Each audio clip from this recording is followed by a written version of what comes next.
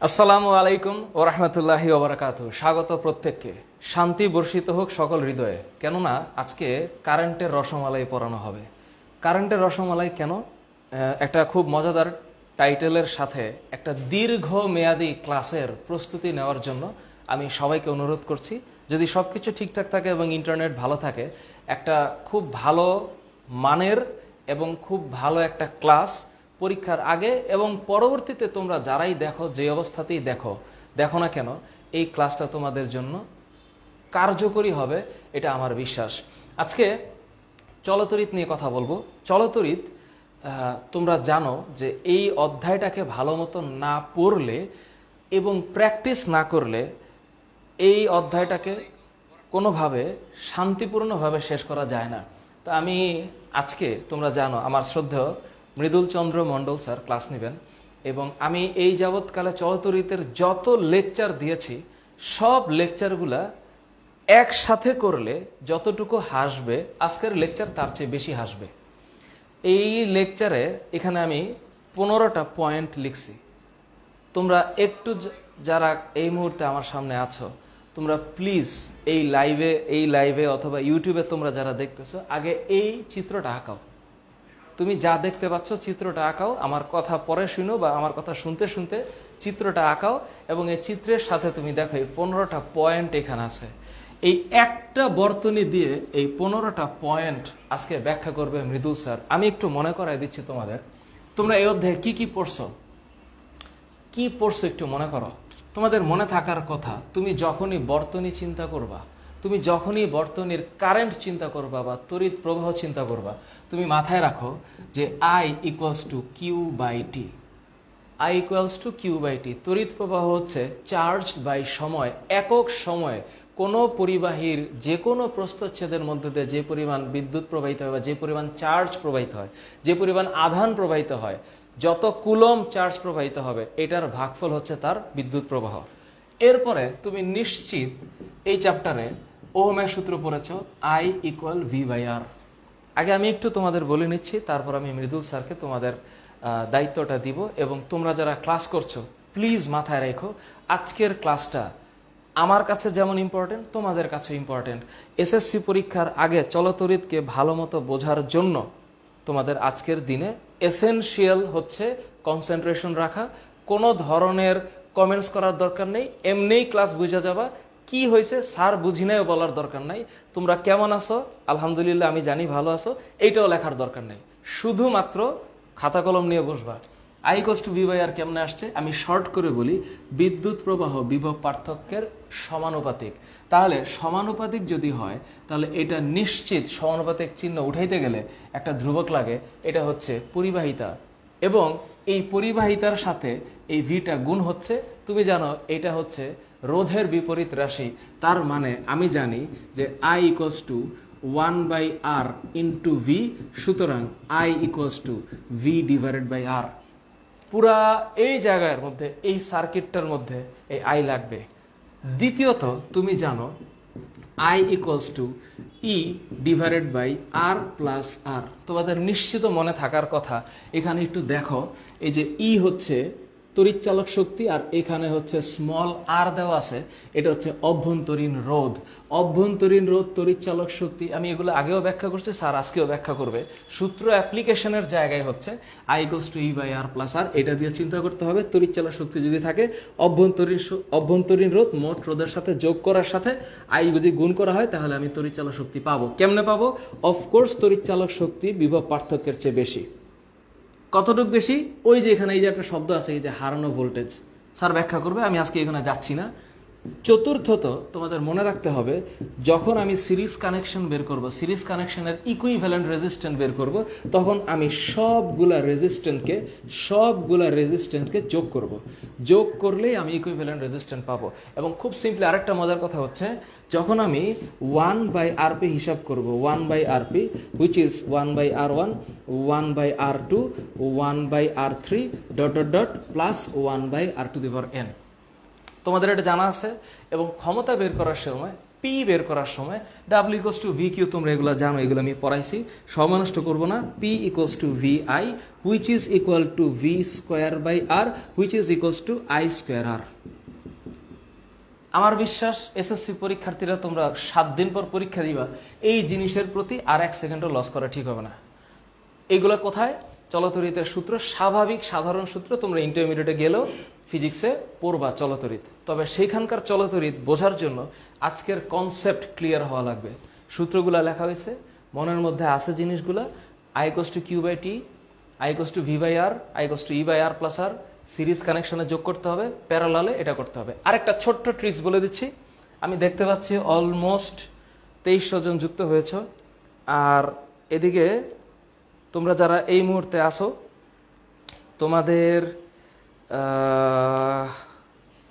সুমাইয়া জামান সুহা, please আল্লাহর ওয়াস্তে মনের ভিতর থেকে দুঃস্বপ্নে অটোপাস নিয়ে কথা বলবো না।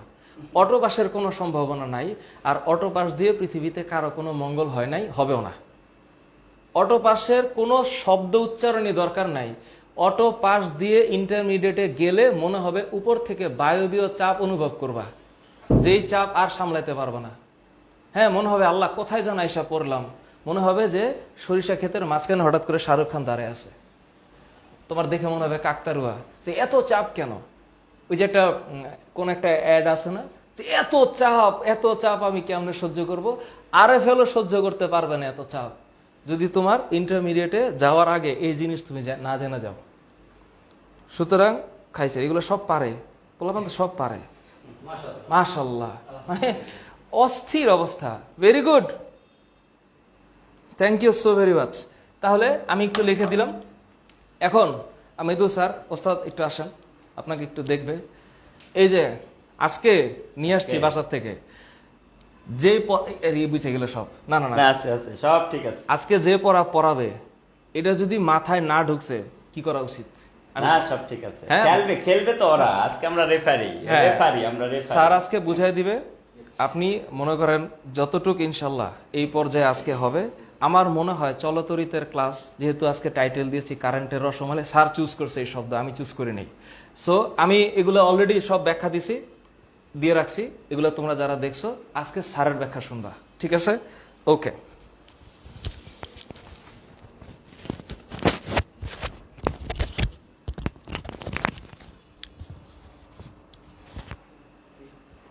ধন্যবাদ ফায়ার স্যার।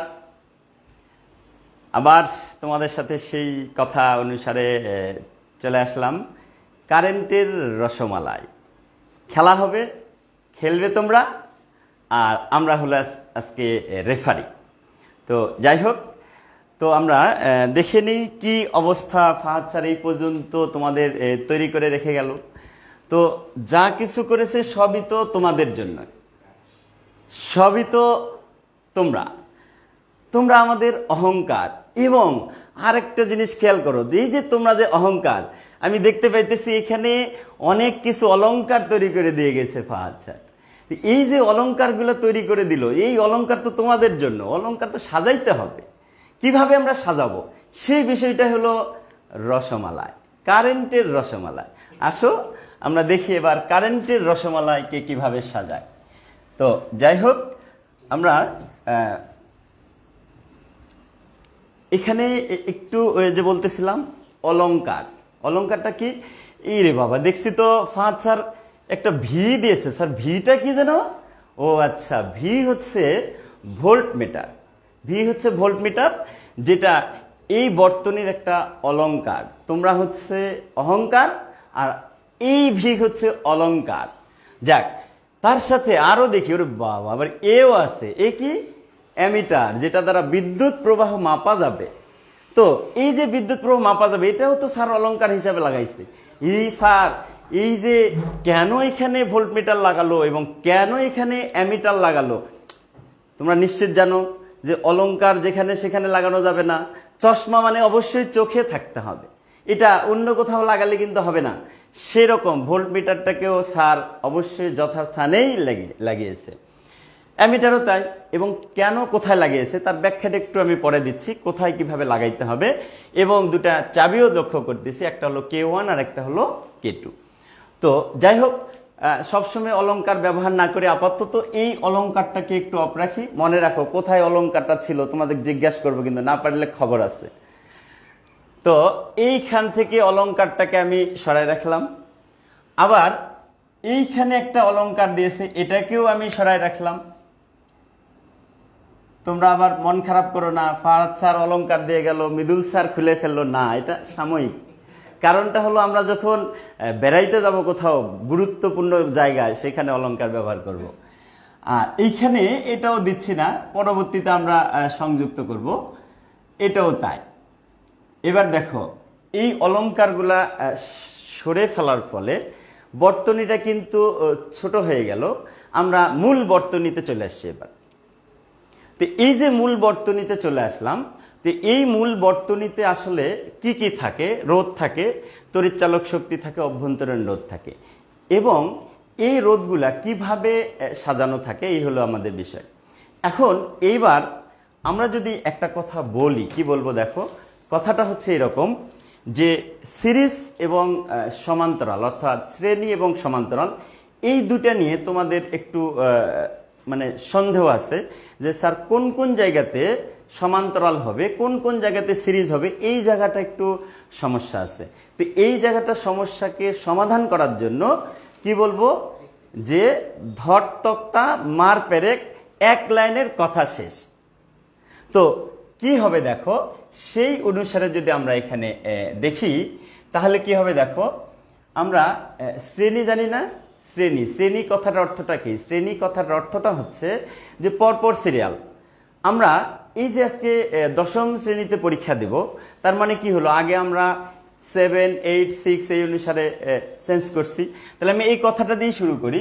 তাহলে আমরা প্রথমে এখানে ক্লাস 6-এ ছিলাম, এখানে হলো 6 যখনই শেষ হয়েছে তখনই আমরা 7-এ গেলাম, এই হলো 7, তারপরে হলো 8।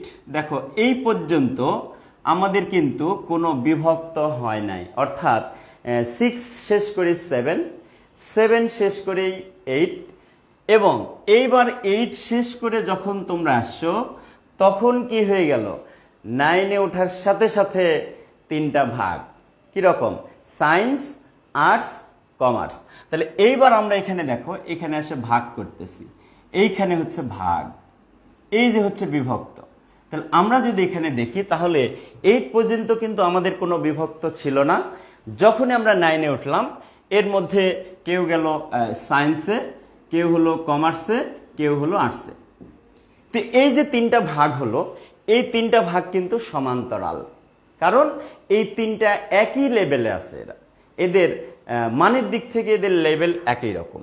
এখন তাহলে এই 3টা হচ্ছে সমান্তরাল রাশি।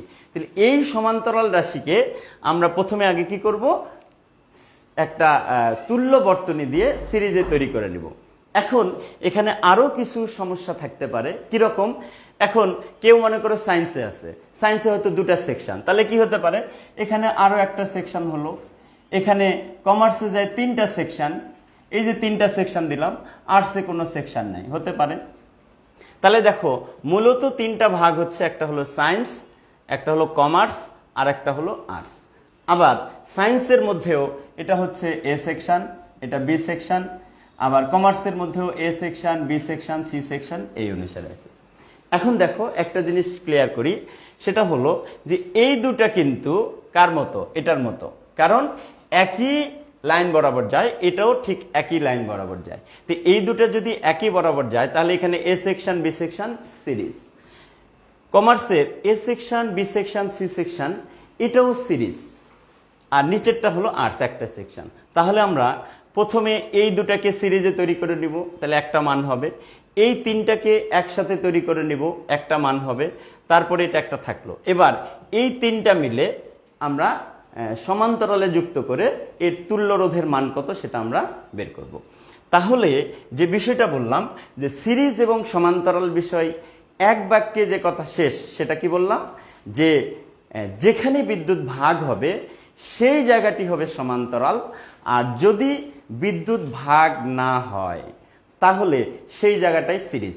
এটি হলো আমাদের মূল একটি বিষয়। কি কথাটা বলেছি, যে ধর তক্তা মার পেরেক, এক কথায় লাইন শেষ। তো এই হচ্ছে আমাদের বিষয়। তাহলে এখন সিরিজ আর সমান্তরাল নিয়ে আমি মনে করি আর কোনো সমস্যা থাকার কথা নয়। তারপরেও যদি কোনো সমস্যা থাকে আমরা এই বর্তনীতে চলে যাব। এই বর্তনীর সাপেক্ষে আমরা কি কি সমস্যার সমাধান করতে হবে সেটা দেখব। এবং দেখো একটা জিনিস খেয়াল করো যে আমরা এই যে একটা বর্তনী, এই একটা বর্তনী থেকে আমরা 15টা কোশ্চেন সাজাইছি। যে 15টা কোশ্চেন এমনভাবে সাজাইছি যে প্রত্যেকটার সাথে প্রত্যেকটা রিলেটেড। এখন এই একটা বর্তনীর সাপেক্ষে এতগুলা কোশ্চেন, তো এই একটা বর্তনীর সাপেক্ষে এতগুলা যদি কোশ্চেন থাকে তাহলে সেই ক্ষেত্রে কি হবে? আসলে তো এতগুলো কোশ্চেন থাকবে না, আমাদের দুইটা কোশ্চেন থাকবে, গ এবং ঘ। তো শুধুমাত্র এই বর্তনীটা চেঞ্জ হবে, কিন্তু প্রশ্নগুলো দেখা যাবে এর মধ্যেই যে কোনো দুইটা তোমাদের আসছে, গ এবং ঘ। তো যাই হোক, আমরা এখান থেকে তাহলে এই যে এতক্ষণ পর্যন্ত সিরিজ এবং সমান্তরালের কথাটা বললাম, তো যদি আমরা দেখি তাহলে এখান থেকে কি হবে দেখো, এখান থেকে এই পর্যন্ত এটা হচ্ছে R1, বিদ্যুৎ প্রবাহিত হওয়া শুরু হয়েছে কোথায় থেকে? তড়িৎ চালক শক্তি, এটা হলো ধনাত্মক প্রান্ত আর এটা হলো ঋণাত্মক প্রান্ত। তাহলে তড়িৎ চালক শক্তি ধনাত্মক প্রান্ত থেকে বিদ্যুৎ প্রবাহিত হওয়া শুরু হলো। এই প্রবাহটা প্রথম যাবে কোথায় দিয়ে? পি থেকে কিউ পর্যন্ত, এটা R1 এর মধ্য দিয়ে। এই রোধটা হলো সিরিজে, কারণ এখানে কোনো বিদ্যুৎ ভাগ হয় নাই। এবং এই প্রবাহটা এই পর্যন্ত গিয়ে আমরা যেটা দেখতেছি, এইবার দেখো এখান থেকে একটা ভাগ, এটা একটা ভাগ, তাহলে এই দুটা ভাগ এখানে আমাদের তৈরি হয়ে গেছে। তো এই যে দুটা ভাগ তৈরি হলো, একটা হলো R2 এবং আরেকটা হলো R3, 100% তোমরা এখন শিওর যে এই দুটা অবশ্যই আছে কি? সমান্তরালে। যেহেতু এই দুটা সমান্তরালে আছে, তাহলে স্যার অবশ্যই তোমাদের বলছে সমান্তরালের তুল্য রোধ আমরা কিভাবে লিখবো। তাহলে 1/RP, 1 সমান সমান যদি বলি তাহলে 1/R2 প্লাস 1/R3। এখানে আমি একটু সহজে বিষয়টা বলি যে এইটা আমরা সহজে ক্যালকুলেশনটা কিভাবে করতে পারবো যদি দুইটা রোধ থাকে, একদম সহজ বিষয়। তাহলে কি হবে যে অনেকে যে কাজটা করে সেটা হচ্ছে এখানে মান বসে ক্যালকুলেশন করে। তো মান বসে ক্যালকুলেশন করলেও সমস্যা নেই, হবে। কিন্তু জটিলতাটা কোন জায়গায়? জটিলতাটা হলো যে অনেক সময় এমন কিছু মান দেওয়া থাকে রোধের, যে লসাগু করতে করতে দেখা গেল 5-7 মিনিট 10 মিনিট চলে যায়। এই জন্য আমাদের সহজ বিষয় হলো, যেমন যদি বলা হয় 35 আর 37-এর লসাগু কত, এই দুটা লসাগু করতে তো মাথা নষ্ট হয়ে যাবে অনেকের। তো ওই টেনশন করার দরকার নাই।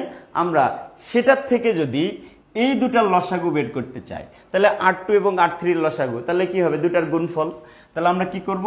R2 R3, এবার R2 R3 কে যদি R2 দ্বারা ভাগ করি তাহলে এখানে কি হবে? R3 প্লাস R2 R3 কে যদি R3 দ্বারা ভাগ করি তাহলে এখানে হবে R2। এবার যদি আমরা উল্টায় দিই তাহলে RP1 সমান কি হবে? উপরে হবে R2 R3, নিচে হবে R2 প্লাস R3। তাহলে সহজ যে কথাটা বললাম যে যেই দুটা রোধের আমি সমান্তরাল তুল্য রোধ বের করব, সেই দুটার গুণফল হচ্ছে উপরে, যোগফল হচ্ছে নিচে, শেষ। আর কোনো কাহিনী আমার দরকার নাই। সে যে মানে থাক না, 100 থাকুক, 500 থাকুক, 1000 থাকুক, 5000 থাকুক, এটা নিয়ে আমাদের কোনো ভাবার দরকার নাই। সবসময়ের জন্য যে দুটা রোধের সমান্তরাল সেই অনুসারে আমরা কি করব? উপরে গুণফল, নিচে যোগফল। জাস্ট এই মানটা যদি আমরা এখন বসাই তাহলে এবার লক্ষ্য করো, তাহলে RP1 সমান কি হবে? গুণফল। উপরে কত আছে? উপরে হচ্ছে 4 × 6, নিচে হলো 4 + 6। তাহলে আমরা যদি এখানে RP1 লিখি তাহলে এখানে 24/10 = 2.4। তাহলে আমরা যদি এবার আরেকটু এই বর্তনীটাকে সংক্ষিপ্ত করার চেষ্টা করি তাহলে কি হবে দেখো, এখান থেকে শুরু করে এই পর্যন্ত অংশটা হলো কি ছিল? R1 ছিল, যার মান হলো 2 ওহম। এখন দেখো এই দুটা মিলে আমরা একটা রোধ তৈরি করে ফেলছি না? কত রোধ সেটা? সেই রোধটা হলো RP1, যার মান হলো 2.4 ওহম। তাহলে আমি কিন্তু এই দুটা মিলে একটা রোধ লিখে ফেললাম। কত? এখানে হলো RP1 = 2.4 ওহম, শেষ। এবার যেহেতু আমি এই ব্যাখ্যাটা দিয়ে ফেলছি, পরেরটার জন্য কিন্তু আর ব্যাখ্যা দেব না, সরাসরি আমি অ্যাকশনে চলে যাব। অ্যাকশনটা কি দেখো? RP2 সমান সমান কি হবে বলো? না পারলে খবর আছে, খেলা কিন্তু হবে না, বন্ধ করে দেব, খেলতে হবে। কি হবে? এবার আসছে 3 আর 6, তাহলে এখানে 3 × 6, নিচে 3 + 6 কত হবে? 3 × 6 = 18 আর 9 অবশ্যই 2 ওহম। তাহলে এখানে 2 ওহম আসলো। এখান থেকে যদি আমি এই পর্যন্ত আসি তাহলে এখান থেকে এই পর্যন্ত হলো 2 ওহম, যেটা হলো RP2। এবার এখানে আসো, তড়িৎ চালক শক্তি যা ছিল ঠিক আছে, ই এর মান কত ছিল 7 ভোল্ট আর স্মল আর এর মান হলো 0.6 ওহম। এইবার দেখো আমরা যে এই যে বর্তনীটা আস্তে আস্তে ছোট করে নিয়ে আসছি না, ছোট করে নিয়ে আসছি কিভাবে, যেখানে R1 যেখানে ছিল সেখানে আছে, RP1 হয়ে গেল 2.4 আর RP2 হলো 2। এখন দেখো এই যে তিনটা, এটা তিনটা তো একই শাখা, এই যে বলছিলাম 6 শেষ করে 7, 7 শেষ করে 8, তারপরে আসবো আমরা 9-এ। তাহলে এই তিনটা যেহেতু একই শাখা, এখন তোমরা 100% বলবা স্যার এটা তো সিরিজ মানে শ্রেণী। তাহলে এইবার দেখো শ্রেণী, তার মানে আর এস সমান সমান কি হবে, R1 প্লাস RP1 প্লাস কি হবে RP2। তাহলে এবার দেখো আর এস সমান R1 এর মান কত ছিল 2 ওহম প্লাস 2.4 ওহম প্লাস কত হলো, এখানেও ছিল হচ্ছে 2 ওহম। তাহলে আমরা এখান থেকে আর এস ইকুয়াল টু পাচ্ছি 6.4 ওহম। তাহলে আমাদের অলরেডি 1 নম্বর কোশ্চেন অ্যান্সারটা শেষ, যেটা তোমরা আগের থেকে জানো। যদি কারো কোনো কোশ্চেন থেকে থাকে বা মনের মধ্যে কোনো প্রশ্ন থেকে থাকতো, তাহলে এই বর্তনীটাকে আরো সহজ করে দিয়ে আমরা বললাম যে এই বর্তনীর তুল্য রোধ হলো 6.4 ওহম। শেষ। এবার আসো আমরা 2 নম্বর কোশ্চেনে আসবো, বর্তনীর তড়িৎ প্রবাহ কিভাবে নির্ণয় করব। তো বর্তনীর তড়িৎ প্রবাহ নির্ণয় করার জন্য অবশ্যই স্যার আমাদের বলেছে, তোমাদের বলেছে কি বলেছে, যে প্রবাহ আই সমান কি হবে, আই সমান তড়িৎচালক শক্তি কত ই। তাহলে তড়িৎচালক শক্তি ই থাকবে উপরে এবং নিচে থাকবে হলো এই বাহিরের যে বর্তনী, সেই বর্তনীর তুল্য রোধ। বাহিরের বর্তনীর তুল্য রোধ কত ছিল, বাহিরের বর্তনীর তুল্য রোধ ছিল আর এস প্লাস এখানে কত আরেকটি রোধ ছিল এর সাথে, সেটা হলো স্মল আর। তাহলে আমরা যদি মান বসাই তাহলে আই সমান কি হবে, ই এর মান হচ্ছে, আচ্ছা যদি কখনো অভ্যন্তরীণ রোধ না থাকে তাহলে আমাদের অভ্যন্তরীণ রোধের মান 0 হবে। অভ্যন্তরীণ রোধ যদি না থাকে তাহলে 0, আর যদি থাকে তাহলে সেই মানটি আমাদের বসাতে হবে। তাহলে এখন দেখো ই এর মান কত, ই এর মান হচ্ছে 7 ভোল্ট, আর এস এর মান হচ্ছে 6.4 ওহম প্লাস 0.6। তো আমরা হিসাবের সুবিধার্থে এমন একটা মান নেওয়ার চিন্তা করছি যাতে ভগ্নাংশ মান না থাকে, যার কারণে আমরা এখান থেকে 7 ভোল্ট নিচে হলো 7 ohm equal to I equal to 1 ampere.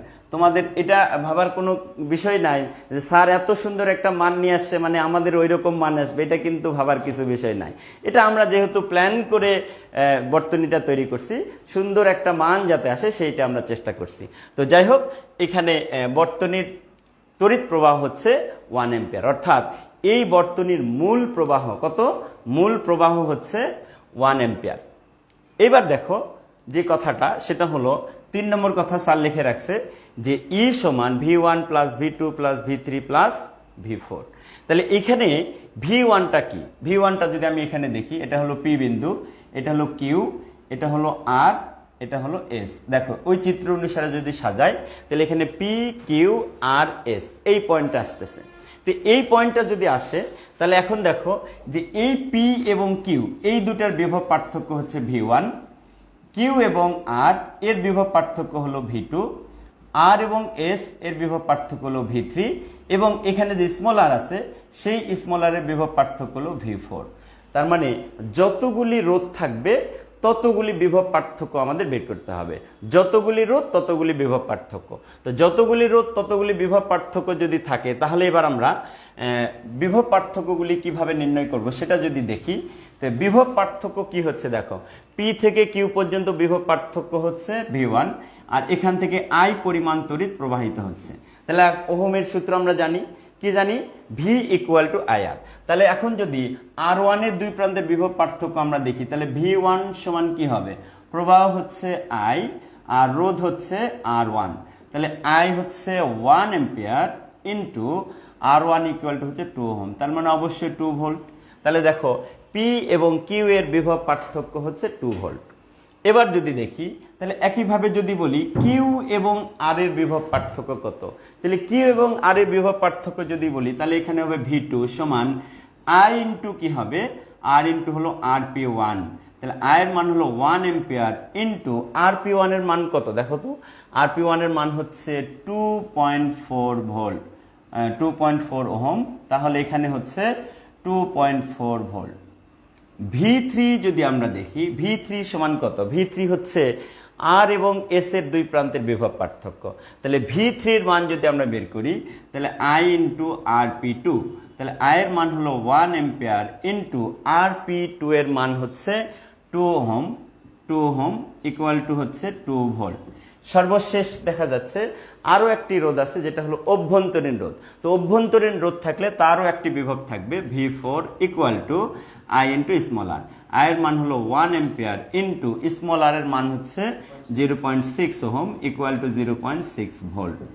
Sir আমাকে প্রমাণ করতে বলে দিয়েছে কি করতে হবে, যে সবগুলা বিভব পার্থক্য যোগ করলে যোগফল যেন তড়িৎচালক শক্তির সমান হয়।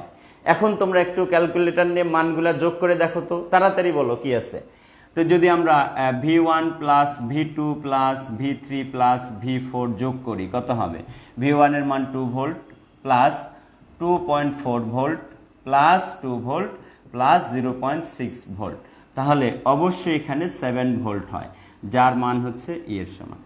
তো এই কথা অনুসারে আমরা 100% বলতে পারি না যে এই বর্তনীর যতগুলি বিভব পার্থক্য থাকবে সবগুলি বিভব পার্থক্য যদি আমরা আলাদা আলাদাভাবে বের করে যদি যোগ করে নেই তাহলে কি হবে, এইখানে যে তড়িৎচালক শক্তি যার মাধ্যমে বিদ্যুৎটা প্রবাহিত হচ্ছিল সেই তড়িৎচালক শক্তির সমান হবে। তাহলে দেখো V1 plus V2 plus V3 plus V4 সবগুলোর যোগফল হচ্ছে তড়িৎচালক শক্তির সমান।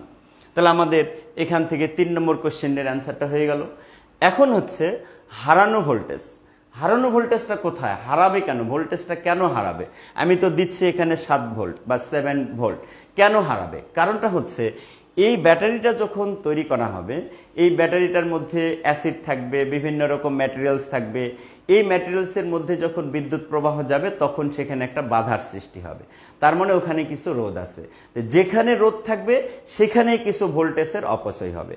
এই যে ভোল্টেজের অপচয় হবে, এইখানে কতটুকু ভোল্টেজের অপচয় হবে সেটাই হচ্ছে হারানো ভোল্টেজ। তাহলে এখন আমরা যদি বলি যে আমরা এই বর্তনীর বাহিরে কতটুকু ভোল্টেজ পেয়েছি, তাহলে বাইরে যতটুকু ভোল্টেজ পেয়েছি সেই অংশটা কি কি দেখো, P থেকে Q পর্যন্ত হচ্ছে V1, Q থেকে R পর্যন্ত অংশটা কি V2, আর R থেকে S পর্যন্ত হলো V3। এই তিনটা ভোল্টেজ কিন্তু বর্তনীর বাইরে ভোল্টেজ। এখন যদি এই তিনটি মান আমরা যোগ করি তাহলে কত হয় দেখো, এই তিনটি মান যদি আমরা যোগ করি তাহলে কত, 2 4 6, তাহলে 6.4 ভোল্ট। তার মানে আমি 7 ভোল্ট এখানে দিয়েছিলাম, কিন্তু বর্তনীর বাইরে থেকে যেটা পাচ্ছি সেটা হলো 6.4 ভোল্ট, যেটা আমরা বাহ্যিক রোধ অর্থাৎ বর্তনীর বাহিরে থেকে যেটা পাবো সেটি। এখন এই যে বাহিরের যে ভোল্টেজ পাইলাম, আমি দিয়েছিলাম 7 ভোল্ট, আমি বাইরে পাচ্ছি হলো 6.4 ভোল্ট, তাহলে কিছু আমাদের লস হয়ে গেল না? এই যে লসটা হলো সেই লসটাই হলো হারানো ভোল্টেজ। তাহলে হারানো ভোল্টেজ আমরা কিভাবে পাবো? হারানো ভোল্টেজ যদি আমি এখানে V4 বলি, তাহলে V4 মানে তড়িৎচালক শক্তি কত ব্যবহার করছিলাম? তড়িৎচালক শক্তি ব্যবহার করছি 7 ভোল্ট, তাহলে এখানে হলো 7 ভোল্ট, আর বাইরে থেকে পাচ্ছি কত, এখানে হলো 6.4 ভোল্ট। তার মানে এখানে হলো 7 volt minus 6.4 volt equal to হচ্ছে কত, 0.6 ভোল্ট। এই 0.6 ভোল্টটা হচ্ছে এখানকার হারানো ভোল্টেজ। এবং এটা আরো একটু সহজভাবে বের করার প্রক্রিয়া কি, সহজভাবে বের করার প্রক্রিয়া যেমন আমরা V4 কিভাবে বের করছিলাম, I ইন্টু স্মল আর বের করছি না, 1 এম্পিয়ার ইন্টু স্মল আর মানে 0.6 ওহম, তার মানে হলো 0.6 ভোল্ট। দেখো এই 0.6 সেম। তার মানে কি হলো, আমরা ইচ্ছা করলে এটাকে দুইটা প্রক্রিয়ায় ভাগ করতে পারি।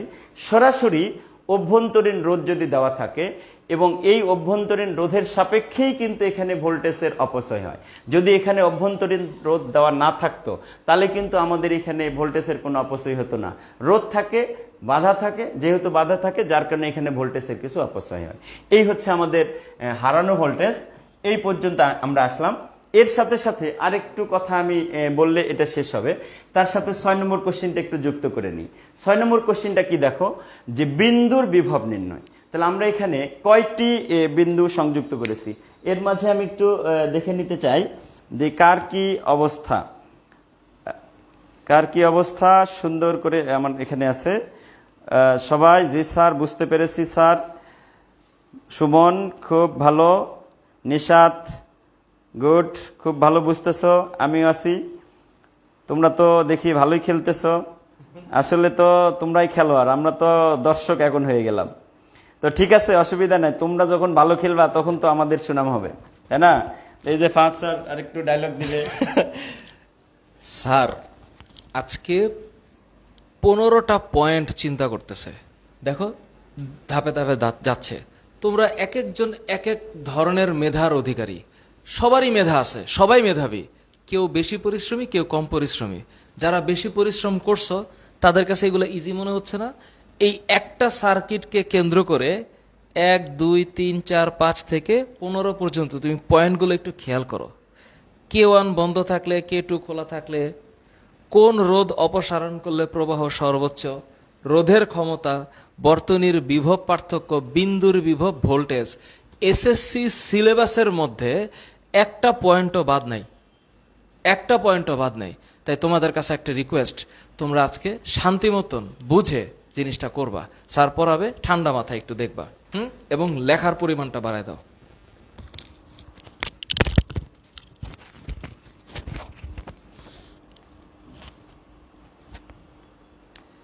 সুন্দর, খুশি হলাম যে সুন্দরভাবে সবাই ক্লাস করতেছো। তবে তোমরা একটা কথা অবশ্যই দিবা, গতদিন ক্লাসেও আমি খুব খুশি হয়েছি যে অনেকে সুন্দর করে নোট লিখে দিয়েছে, কিন্তু যেখানে আমাদের 5000 6000 স্টুডেন্টের আমরা একসাথে ক্লাস করাই, 2500 3000 ক্লাস করাই, সেখানে মাত্র আমরা 50টা আমরা নোট পাবো কেন?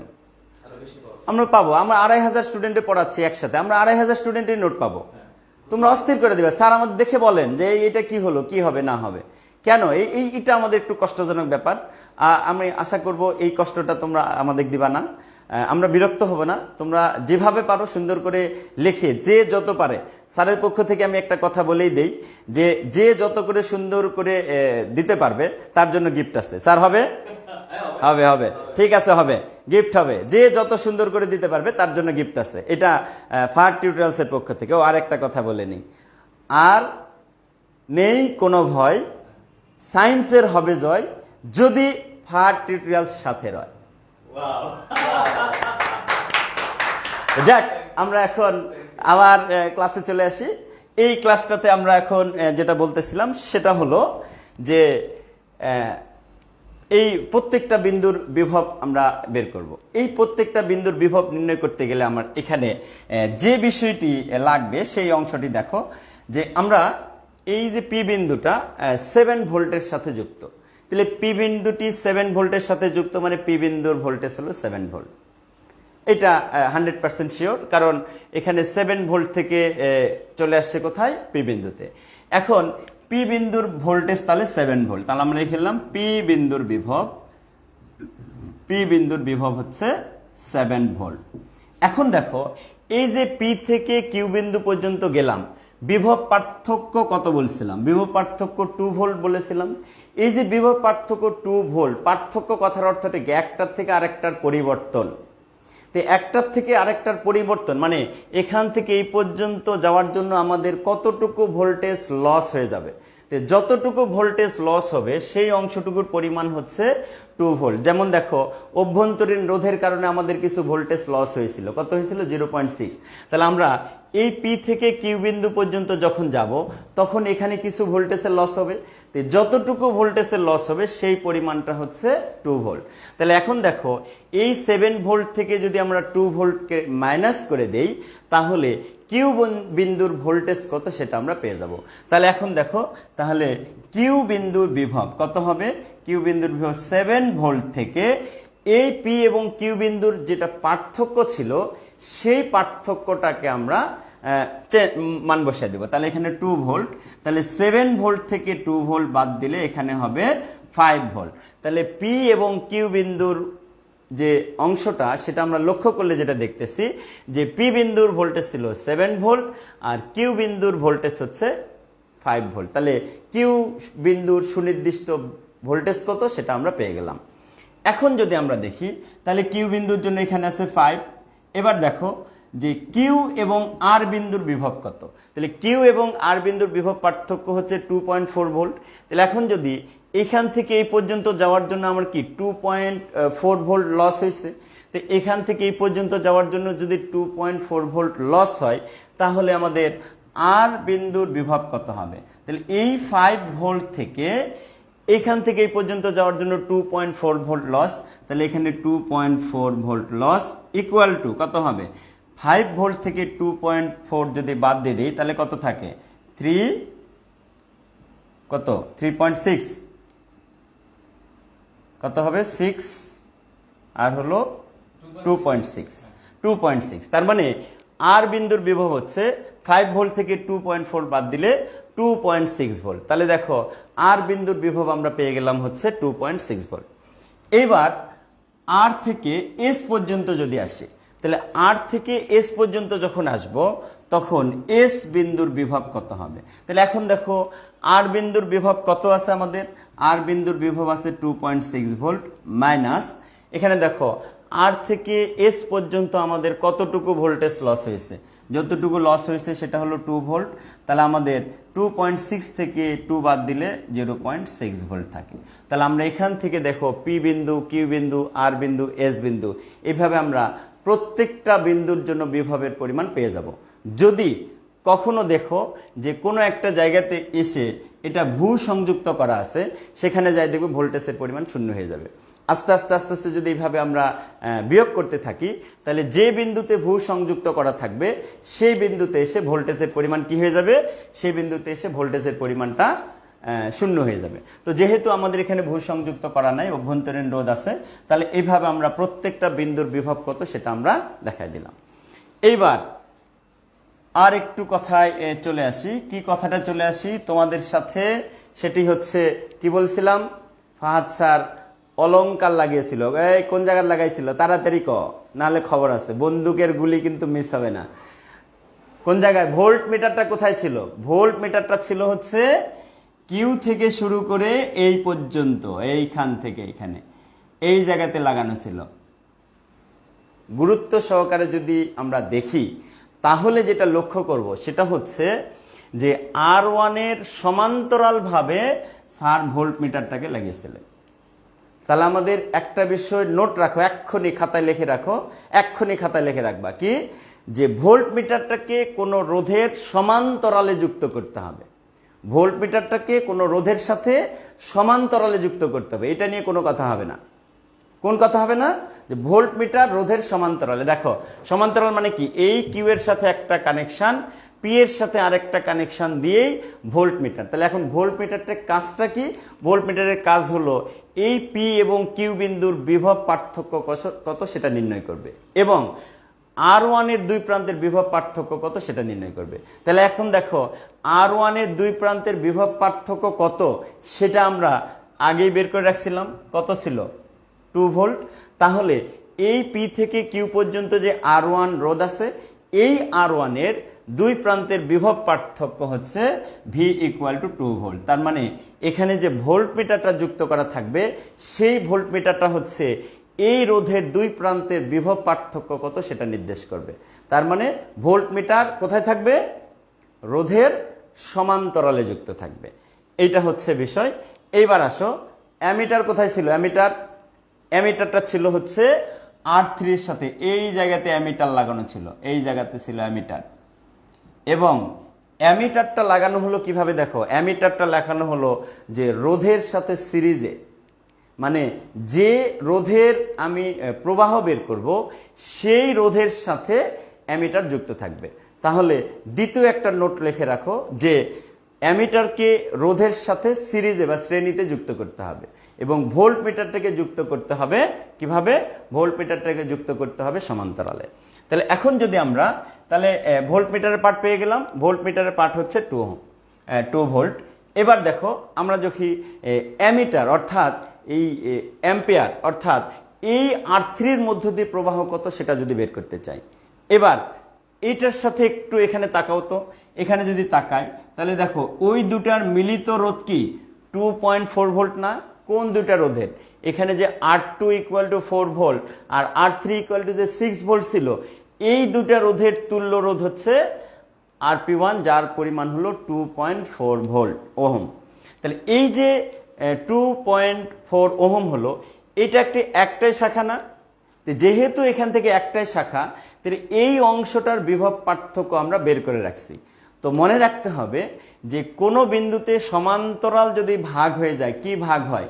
প্রবাহ ভাগ হয়। কোন কোন জায়গাতে ভাগ হবে? যতগুলি শাখা সমান্তরালে থাকবে ততগুলি প্রবাহ ভাগ হবে। যতগুলি সমান্তরাল ততগুলি প্রবাহ ভাগ। তাহলে দেখো এখানে যেহেতু দুইটা শাখা, এই দুইটা শাখার জন্য প্রবাহ দুইটা ভাগে ভাগ হবে। এখন এইবার আসো, যদি আমরা এখান থেকে দেখি তাহলে কিউ এবং আর এর বিভব পার্থক্য কত ছিল? এখানে ছিল V2, যার পরিমাণ হলো 2.4 ভোল্ট। V2 হলো 2.4 ভোল্ট। তাহলে এই যে V2 ইকুয়াল টু 2.4 ভোল্ট, এই মানটা অবশ্যই এই দুটাকে নির্দেশ করবে, কারণ রোধ যখন সমান্তরালে থাকে তখন বিভব পার্থক্য একই হয়। তাহলে বিভব পার্থক্য একই থাকবে, প্রবাহ ভাগ হয়ে যাবে। তাহলে এখন যদি আমরা বলি তাহলে R3 এর মধ্যে প্রবাহ কত? তাহলে এবার বলো R3 এর মধ্যে প্রবাহ। তাহলে R3 এর মধ্যে প্রবাহ যদি বলি, তাহলে এটাকে যদি আমি I1 হিসাবে ধরে নিই, অ্যামিটার আছে, তাহলে এই অংশটাকে যদি আমি I1 হিসাবে ধরে নিই, তাহলে I1 সমান কি হবে? V2 ডিভাইডেড বাই রোধ কত? রোধ হলো R3। তাহলে আমরা এখান থেকে বলবো I1 ইকুয়াল টু V2 এর মান কত? V2 এখান থেকে এই পর্যন্ত ছিল 2.4 ভোল্ট, এবং এটাকে আমরা ভাগ করতেছি কত দিয়ে? ভাগ করতেছি হলো 6 দিয়ে, 6 ওহম দিয়ে ভাগ করব। তাহলে এখানে I1 ইকুয়াল টু 2.4 ভাগ 2.4 যদি আমরা ভাগ করি, তাহলে 2.4 ভাগ 6 ইকুয়াল টু কত হয়? 0.4। তাহলে এখানে 0.4 অ্যাম্পিয়ার। তাহলে আমাদের দেখো যে এই যে অংশটা, অর্থাৎ অ্যামিটারের পার্ট, অর্থাৎ এই নিচের যে রোধ R3 এর মধ্য দিয়ে যে পরিমাণ বিদ্যুৎ যাচ্ছে, সেই পরিমাণ বিদ্যুতের মান হচ্ছে 0.4 অ্যাম্পিয়ার। একইভাবে যদি অ্যামিটারটাকে নিচে লাগানো না থেকে যদি উপরে লাগানো থাকতো তাহলে কি হতো? উপরে যদি লাগানো থাকতো তাহলে আমরা কি লিখতাম? যে R2 এর মধ্যে প্রবাহ। তাহলে R2 এর মধ্যে প্রবাহকে তাহলে লিখলাম I2 সমান কত হতো? বিভব পার্থক্য V2, কারণ বলছি যে সমান্তরাল রোধের ক্ষেত্রে বিভব পার্থক্য একই থাকে, ভাগ হয়ে যায় কি? প্রবাহ। তাহলে সেই বিভব পার্থক্যকে এবার কি করব? R2 দ্বারা ভাগ করব। তাহলে এবার যদি বলি I2 ইকুয়াল টু V2 এর মান কত? V2 এর মান হলো 2.4 ভোল্ট, তাকে ভাগ করব হচ্ছে 4 দিয়ে, 4 ওহম দিয়ে। তাহলে এখানে I2 ইকুয়াল টু কত? 0.6 অ্যাম্পিয়ার। তাহলে কি হলো? যে I1 এর মান হয়ে গেল 0.4 অ্যাম্পিয়ার এবং I2 এর মান হচ্ছে 0.6 অ্যাম্পিয়ার। তাহলে আমরা অ্যামিটারের পার্ট পেয়ে গেলাম। তাহলে অ্যামিটার বলতে আমরা কি বুঝাইলাম? যে অ্যামিটারটা কার সাথে যুক্ত থাকবে? যে রোধের প্রবাহ বের করতে হবে সেই রোধের সাথে অবশ্যই অ্যামিটার যুক্ত থাকবে, এবং সেই মানটাই হচ্ছে প্রবাহ। অনেকে দেখা গেল যে এই রোধের প্রবাহ বের করো এই কথা না বলে যদি কোনো বর্তনীতে অ্যামিটারের পার্ট দেওয়া থাকে, এই কথা যদি বলা থাকে, তোমাদের ভয়ের কোনো কারণ নাই। অ্যামিটার কথার অর্থটা হলো ওই রোধের মধ্য দিয়ে কি পরিমাণ বিদ্যুৎ যাবে সেই অংশটি আমাদের নির্ণয় করতে হবে। তাহলে দেখো ভোল্ট মিটারের পার্ট কত ছিল? 2, অ্যামিটারের পার্ট হচ্ছে 0.4 অ্যাম্পিয়ার। এই দুটি অ্যান্সার আমাদের এখান থেকে পেয়ে গেলাম। কোনো ভয় পাওয়ার বিষয় নাই, সব কিছুই সহজ, সব কিছুই আমাদের মধ্যেই আছে, কারোর মধ্যে যায় নাই। এইবার আসো, এখন দেখো এখানে একটা কথা দেখো, এই যে এই অংশটা I ইকুয়াল টু কি? I1 plus I2। এখানে দেখো I1 এর মান কত? 0.4, I2 এর মান কত? 0.6। তাহলে এই দুটাকে যদি আমরা যোগ করি, এই যোগফলটা কত হলো? I। এখন যদি সেম কথা তোমাদের এই পয়েন্টের জন্য বলা হয়, পারবা না? অবশ্যই পারবা, কারণ তোমরা তো এক রাউন্ড খেলে ফেলছো অলরেডি। এই যে ফার্স্ট রাউন্ড, সেকেন্ড রাউন্ড, এটা থার্ড রাউন্ড, সেমিফাইনাল খেলা, তারপর আসবে ফাইনাল। চলবে চলবে চলবে। তো যাই হোক, আর থেকে এস পর্যন্ত এই অংশটা যদি বলি, তাহলে একবারেই খেয়াল করো যে এখান থেকে এই পর্যন্ত যদি আমরা মান বের করেই ফেলি তাহলে কি হবে? দেখো এখান থেকে এই পর্যন্ত বিভব পার্থক্য কত ছিল? বিভব পার্থক্য ছিল 2 ভোল্ট। তাহলে আমরা যদি এখান থেকে দেখি তাহলে কি হবে? যে R4 এর প্রবাহ, তাহলে R4 এর প্রবাহ এখানে যদি I1 প্রাইম বলি তাহলে কত হবে? এখানকার বিভব, এই অংশের বিভব ছিল কত? 2 ভোল্ট ডিভাইডেড বাই কত? 3 ওহম, এটা একটা। আর R5 এর মধ্যে যদি বলি তাহলে I1 ডবল প্রাইম যদি বলি তাহলে এখানে 2 ভোল্ট ডিভাইডেড বাই এখানে কত? 6, এখানে হলো 6। তাহলে এখান থেকে যেটা দেখা যাবে সেটা হচ্ছে 0.333 এরকম অ্যাম্পিয়ার আসবে। আর এখানে 0. কত, সরি এটা হলো 0.66 হবে, আর এটা হলো 0.33। এবং এখানে যে কথাটা বললাম সেটা হচ্ছে যে মজার বিষয় একটা আছে, যার কারণে একটু বললাম, না হলে তোমাদেরকেই বলে দিতাম তোমরা বের করো কোন সেটা মজার কথা। সেটা হলো রোধ দেখো তো একটু, এখানে 3, এখানে হলো 6, তাহলে 6 আর 3 এর মধ্যে সম্পর্ক কি? 3 ডাবল 6 না, আর 6 এর অর্ধেক হলো 3। এবার প্রবাহ লক্ষ্য করো দেখি, যেখানে রোধ বেশি সেখানে প্রবাহের পরিমাণ কত? কম। আর যেখানে রোধের পরিমাণ কম সেখানে প্রবাহ বেশি। এবং এখানে যেমন বড় ভাই ছোট ভাই হয়েছে, এখানেও বড় ভাই ছোট ভাই। তো রোধ বাড়লে প্রবাহ কমবে, প্রবাহ কমলে রোধ বাড়বে, এই হলো হিসাব। এই জন্যই এই মানটা আমরা বের করেছি। তাহলে দেখো এই দুটার প্রবাহ যোগ করলে যদি আমরা দেখি এখানে যদি 1 অ্যাম্পিয়ার হয়, আবার এই দুটার প্রবাহ যদি আমরা এখান থেকে বের করি, এই দুটার প্রবাহর মান যোগ করলে যোগফল কত হবে? 1 অ্যাম্পিয়ার। তার মানে কোনো একটি বর্তনীতে যতগুলি আলাদা আলাদা শাখা থাকবে সবগুলি শাখা যদি আমরা কি করি, সবগুলি শাখা যদি আমরা প্রবাহগুলা যোগ করি, যোগফলটা অবশ্যই কি হবে? মোট যে প্রবাহ সেই প্রবাহের সমান হবে। এইটি হচ্ছে আমাদের আরেকটি কোশ্চেন ছিল।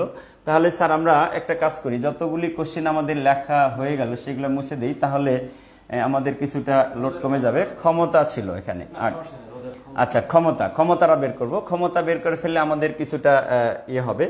যেমন আমরা এখান থেকে কি পাবো? এটা হলো 2, এটা ছিল 1 অ্যাম্পিয়ার।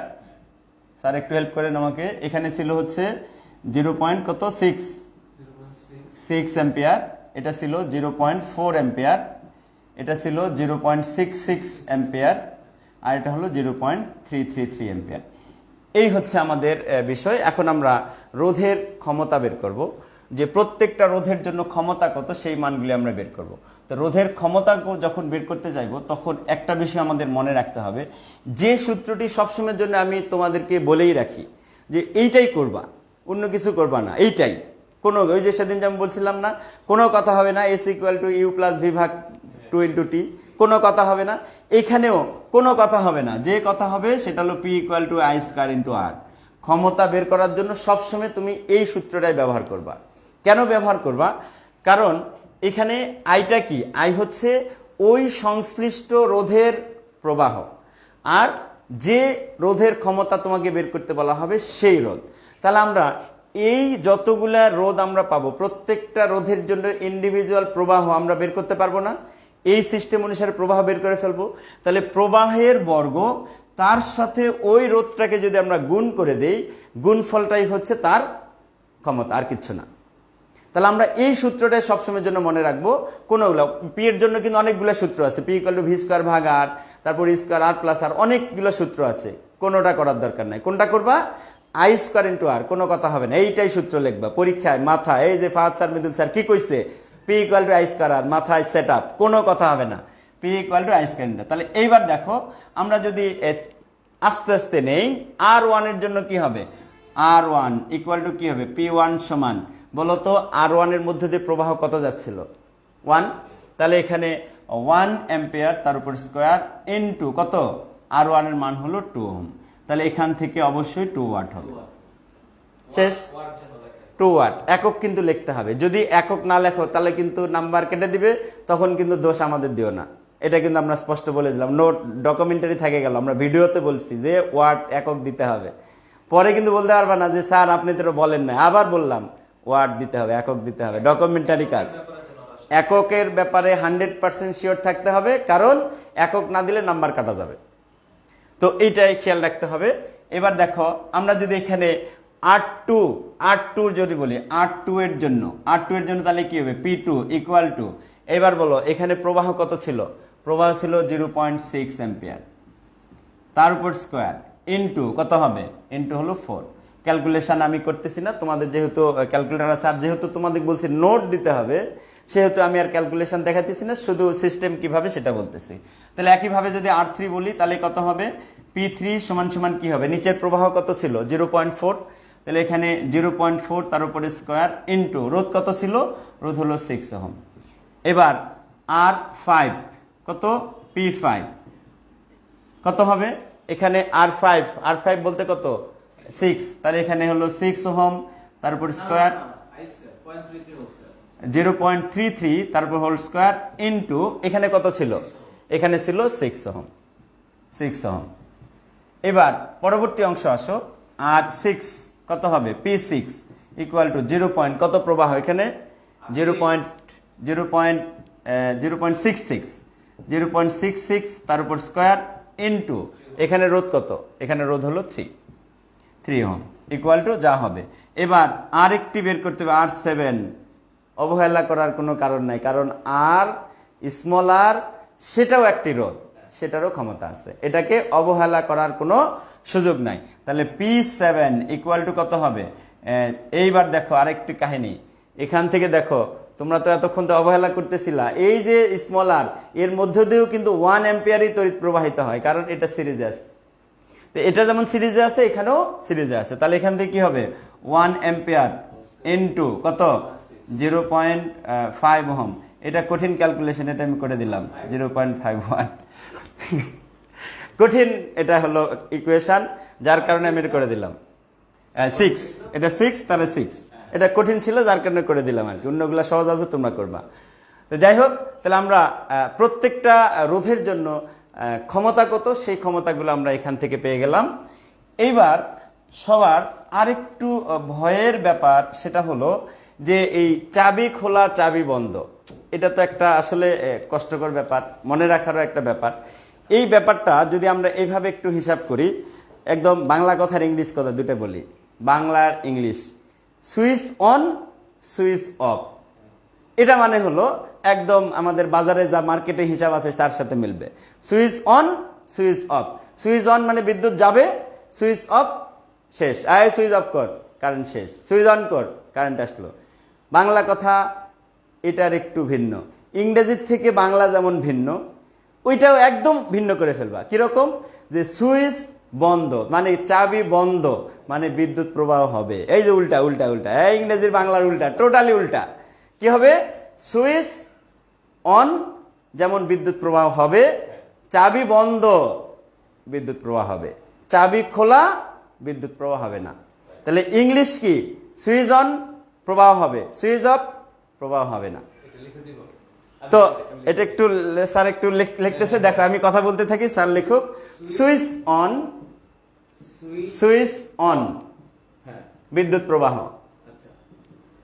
সুইচ অন বিদ্যুৎ প্রবাহ যদি চলবে, তার মানে কি হলো, যদি ইংলিশ কথাটা লেখা থাকে switch off, switch off, of যদি বলা থাকে তাহলে বিদ্যুৎ প্রবাহ বন্ধ, বিদ্যুৎ অফ, অফ মানে বন্ধ মানে অফ হবে, প্রবাহ হবে না, প্রবাহ হবে না। আচ্ছা, এবার চাবি, চাবি খোলা, চাবি খোলা থাকে তাহলে বিদ্যুৎ প্রবাহিত হবে না, না না বিদ্যুৎ হবে না, হবে না। চাবি খোলা মানে বিদ্যুৎ প্রবাহী হবে না, মানে সংযোগ নাই। খোলা, চাবি খোলা তার মানে এখানে সংযোগ নাই, বিদ্যুৎ প্রবাহিত হবে না। চাবি বন্ধ বিদ্যুৎ প্রবাহ হবে। তার মানে আমরা ইংলিশটাকে সবসময় যেন ঠিক রাখবো, বাংলাটাকে ঠিক উল্টা করে দেব। কথা শেষ, আমি বলছি, বস লিখে দিয়েছে, ওকে।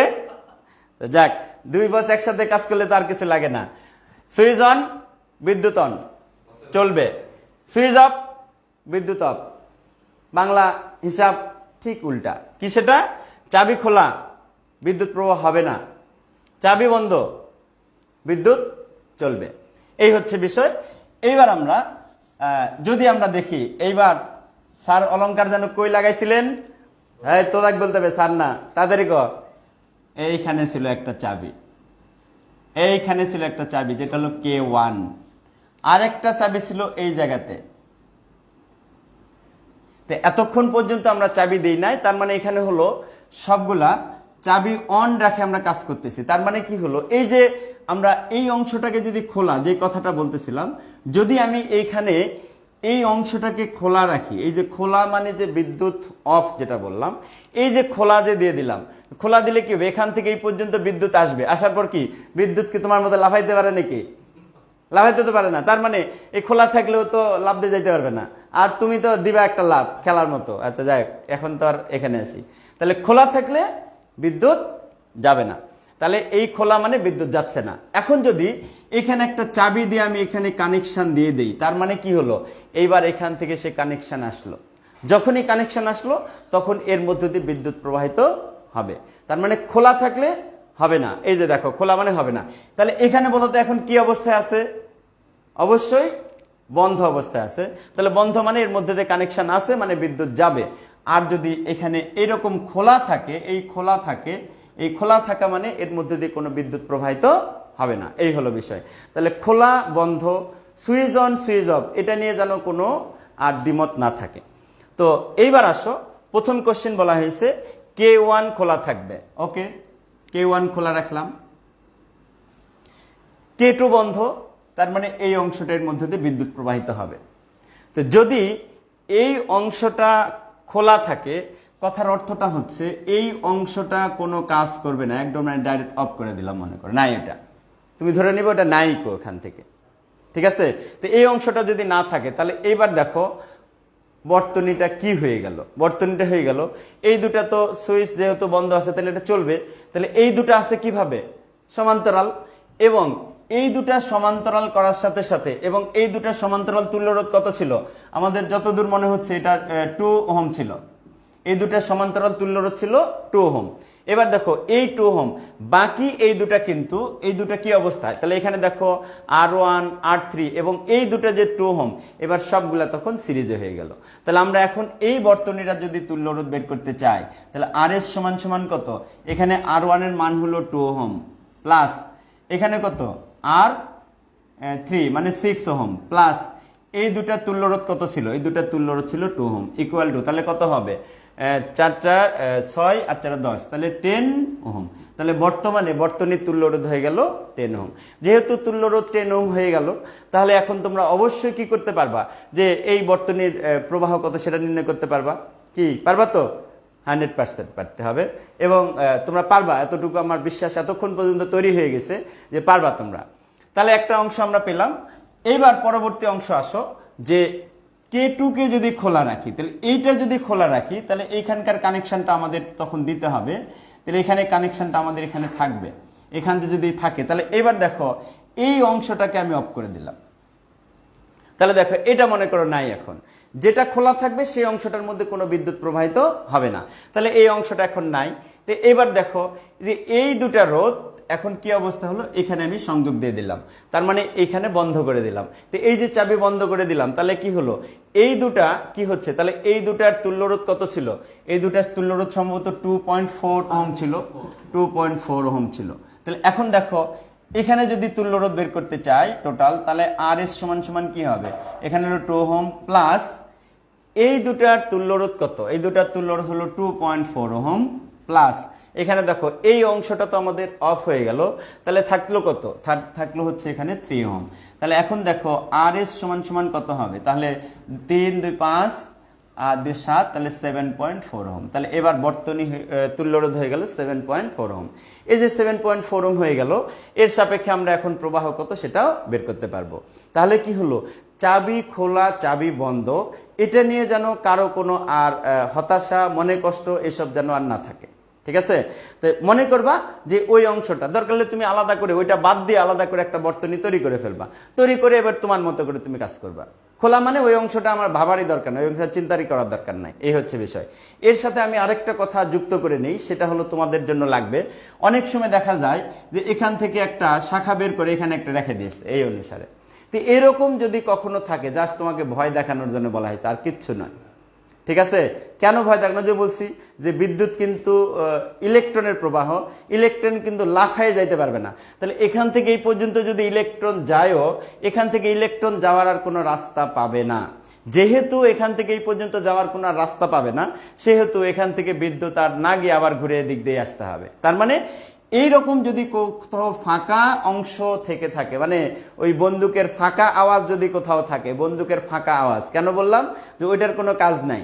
এই যে বন্দুকের ফাঁকা আওয়াজ যদি কোথাও থাকে, চিন্তা করবা এই বিন্দুর বিভব আর ওই বিন্দুর বিভব সেম, ঠিক আছে, এইখানকার বিভব আর এখানকার বিভব সেম, এটা নিয়ে জন্য আর কোনো ইয়ে নাই। অনেক সময় তোমাদের মূল বইতে এরকম দেওয়া আছে, একটু ফাঁকা আওয়াজ করা আছে আর কি। এই ফাঁকা আওয়াজ করা থাকলেও তোমাদের ভয় পাওয়ার কিছু নাই, ওটা চিন্তা করবে যেটা ফাঁকা আওয়াজ।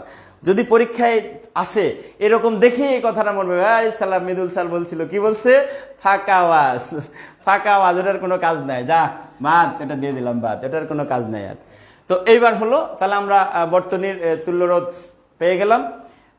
তাহলে আমাদের এই অংশটাও তোমাদের অবশ্যই সমস্যার সমাধান হয়ে যাবে বলে আমি মনে করি। এই কথা বলার সাথে সাথে 10 নম্বর কোশ্চেন, কোন রোধটি অপসারণ করলে যে প্রবাহ সর্বোচ্চ হবে বা প্রবাহের মান হবে, এই অংশটা আমরা বলতে পারবো। কেন বলতে পারবো? কারণ এখানে তোমাদের অনেকগুলা রোধ ছিল। তো অনেকগুলা রোধ ছিল, তো এই ক্ষেত্রে তোমাদের একটা মনে রাখতে হবে যে কথাটা বলছিলাম এখানে, যে প্রবাহ এবং রোধের মধ্যে সম্পর্কযুক্ত অংশ। প্রবাহ এবং রোধের মধ্যে সংযুক্ত হলো যে রোধ যেখানে বেশি হবে প্রবাহের পরিমাণ সেখানে কম হবে। আর রোধ সবসময়ের জন্য বেশি হয় কোথায়? এই সিরিজে কোনো অংশ যুক্ত থাকলে। তাহলে সিরিজে যখন সংযুক্ত থাকবে তখন কি হয়, রোধের পরিমাণটা বেড়ে যায়, আর রোধের পরিমাণ বেড়ে গেলে প্রবাহের পরিমাণ তখন কমে যায়। আর যখন মনে করো অনেকগুলি রোধ সমান্তরালে যুক্ত থাকবে, সমান্তরালে যুক্ত থাকলে দেখা যায় যে তুল্য রোধের মান কম হয় আর প্রবাহের পরিমাণটা বেশি হয়। তাহলে এক্ষেত্রে আমাদের এই বর্তনীটার মধ্যে এই 2 ওহমটা আছে হলো সিরিজে। তোমরা হিসাব করে দেখবা যে এই 2 ওহমকে সরায় ফেলার পরে যদি তোমরা বর্তনীর তুল্যরোধ ব্যবহার করে যদি প্রবাহ নির্ণয় করার চেষ্টা করো, তাহলে সবচেয়ে বেশি বিদ্যুৎ প্রবাহ পাবা, কারণ তুল্যরোধের পরিমাণটা ওখানে কম হবে। তবে যদি এই কোশ্চেনটা আসে তখন তোমরা জাস্ট একটা সরে দিয়ে এরকম দেখাবা না, তোমরা 3-4টা দেখাবা। যেহেতু 4 মার্কের কোশ্চেন, তোমরা হয়তো এই R1, R3, R4, R5, R6 রেখে R2 কাপ করে দিলা, R2 মনে করো নাই, তাহলে R2 না থাকলে একটা বর্তনী তৈরি করে সেখানে একটা প্রবাহ দেখালা, একটা গেল। আবার মনে করো কোথাও এখান থেকে একটা রোধ বাদ দিয়ে দিবা, বাদ দিয়ে আরেকটা বর্তনী আঁকবা।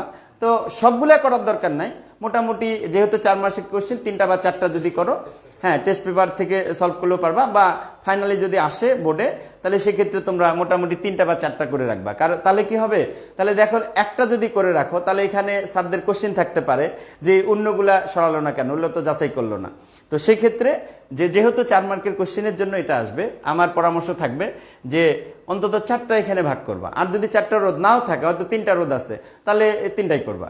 3টা বাই রোটেশনে চেঞ্জ করে তোমরা দেখাবা যে এখানে বিদ্যুৎ প্রবাহ কোন ক্ষেত্রে সর্বোচ্চ বেশি হচ্ছে। এই হলো একটা বিষয়।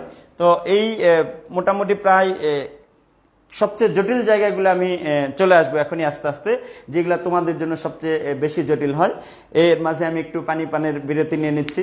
ফাহাদ স্যার তোমাদের সাথে একটু কথা বলুক, আমি একটু পানি খাই নি। এতক্ষণ তো আমি কথা বললাম, তোমরা তো বললা না স্যার একটু পানি খায় নেন, তোমাদের বিবেক দেখলাম। আচ্ছা, ওকে। সো আমি কোন অংশটাকে বলবো? আমি যেটা চিন্তা করে রাখছি মনে মনে, আচ্ছা, কখর ক্ষেত্রে আমার যেটা ধারণা সেটা হচ্ছে যে আপনি যে মুভমেন্টে আগাচ্ছেন এখানে সার্কিটটা তো একদম মানে সিম্পলি চিন্তা করা যায়, R1, RP1, RP2। হ্যাঁ, আচ্ছা, আমার কাছে আমি যেটা এখানে দেখলাম পুরোটা স্যার এখানে লিখছে, ক নাম্বার কোয়েশ্চেনে কি কি আসতে পারে। আমি যেটা তোমাদের কাছে একটু অনুরোধ করব, তোমরা একটু দয়া করে এখন একটা জিনিস চিন্তা করবা যে এখান থেকে কি কি সৃজনশীল পরীক্ষায়, ধরো যতগুলা সৃজনশীল 2021, 20, 19, 18, 17, 2017 থেকে 21 পর্যন্ত 2021-এর যে প্রশ্নগুলো আসছে সেগুলো তো তোমরা দেখছো, একটু কিন্তু ক্রিটিক্যাল। ইন দ্যাট কেস তোমরা সর্বপ্রথম এই হারানো ভোল্টেজ কাকে বলে এইটাকে একটু মাথায় রাখবা। হারানো ভোল্টেজ, হারানো ভোল্টেজ এই সংজ্ঞাটা একটু মাথায় রাখতে হবে, স্যার কিন্তু ব্যাখ্যা করেছে। এই হারানো ভোল্টেজের সংজ্ঞাটা মাথায় রাখবা। নাম্বার 2 হচ্ছে দ্বিতীয় যেই সৃজনশীলের ক, সেটা হচ্ছে অভ্যন্তরীণ রোধ কাকে বলে। অভ্যন্তরীণ রোধের ক্ষেত্রে যে বিদ্যুৎ যে উৎসের সাথে বিদ্যুৎ বর্তনীটা যুক্ত থাকে, বিদ্যুৎ বর্তনী মানে বিদ্যুৎ প্রবাহ চলা সম্পূর্ণ পথ। সো যদি পরীক্ষায় প্রশ্ন আসে যে বিদ্যুৎ বর্তনী কাকে বলে, ইন দ্যাট কেস তুমি বলবা যে বিদ্যুৎ প্রবাহ চলা সম্পূর্ণ পথকে বিদ্যুৎ বর্তনী বলে।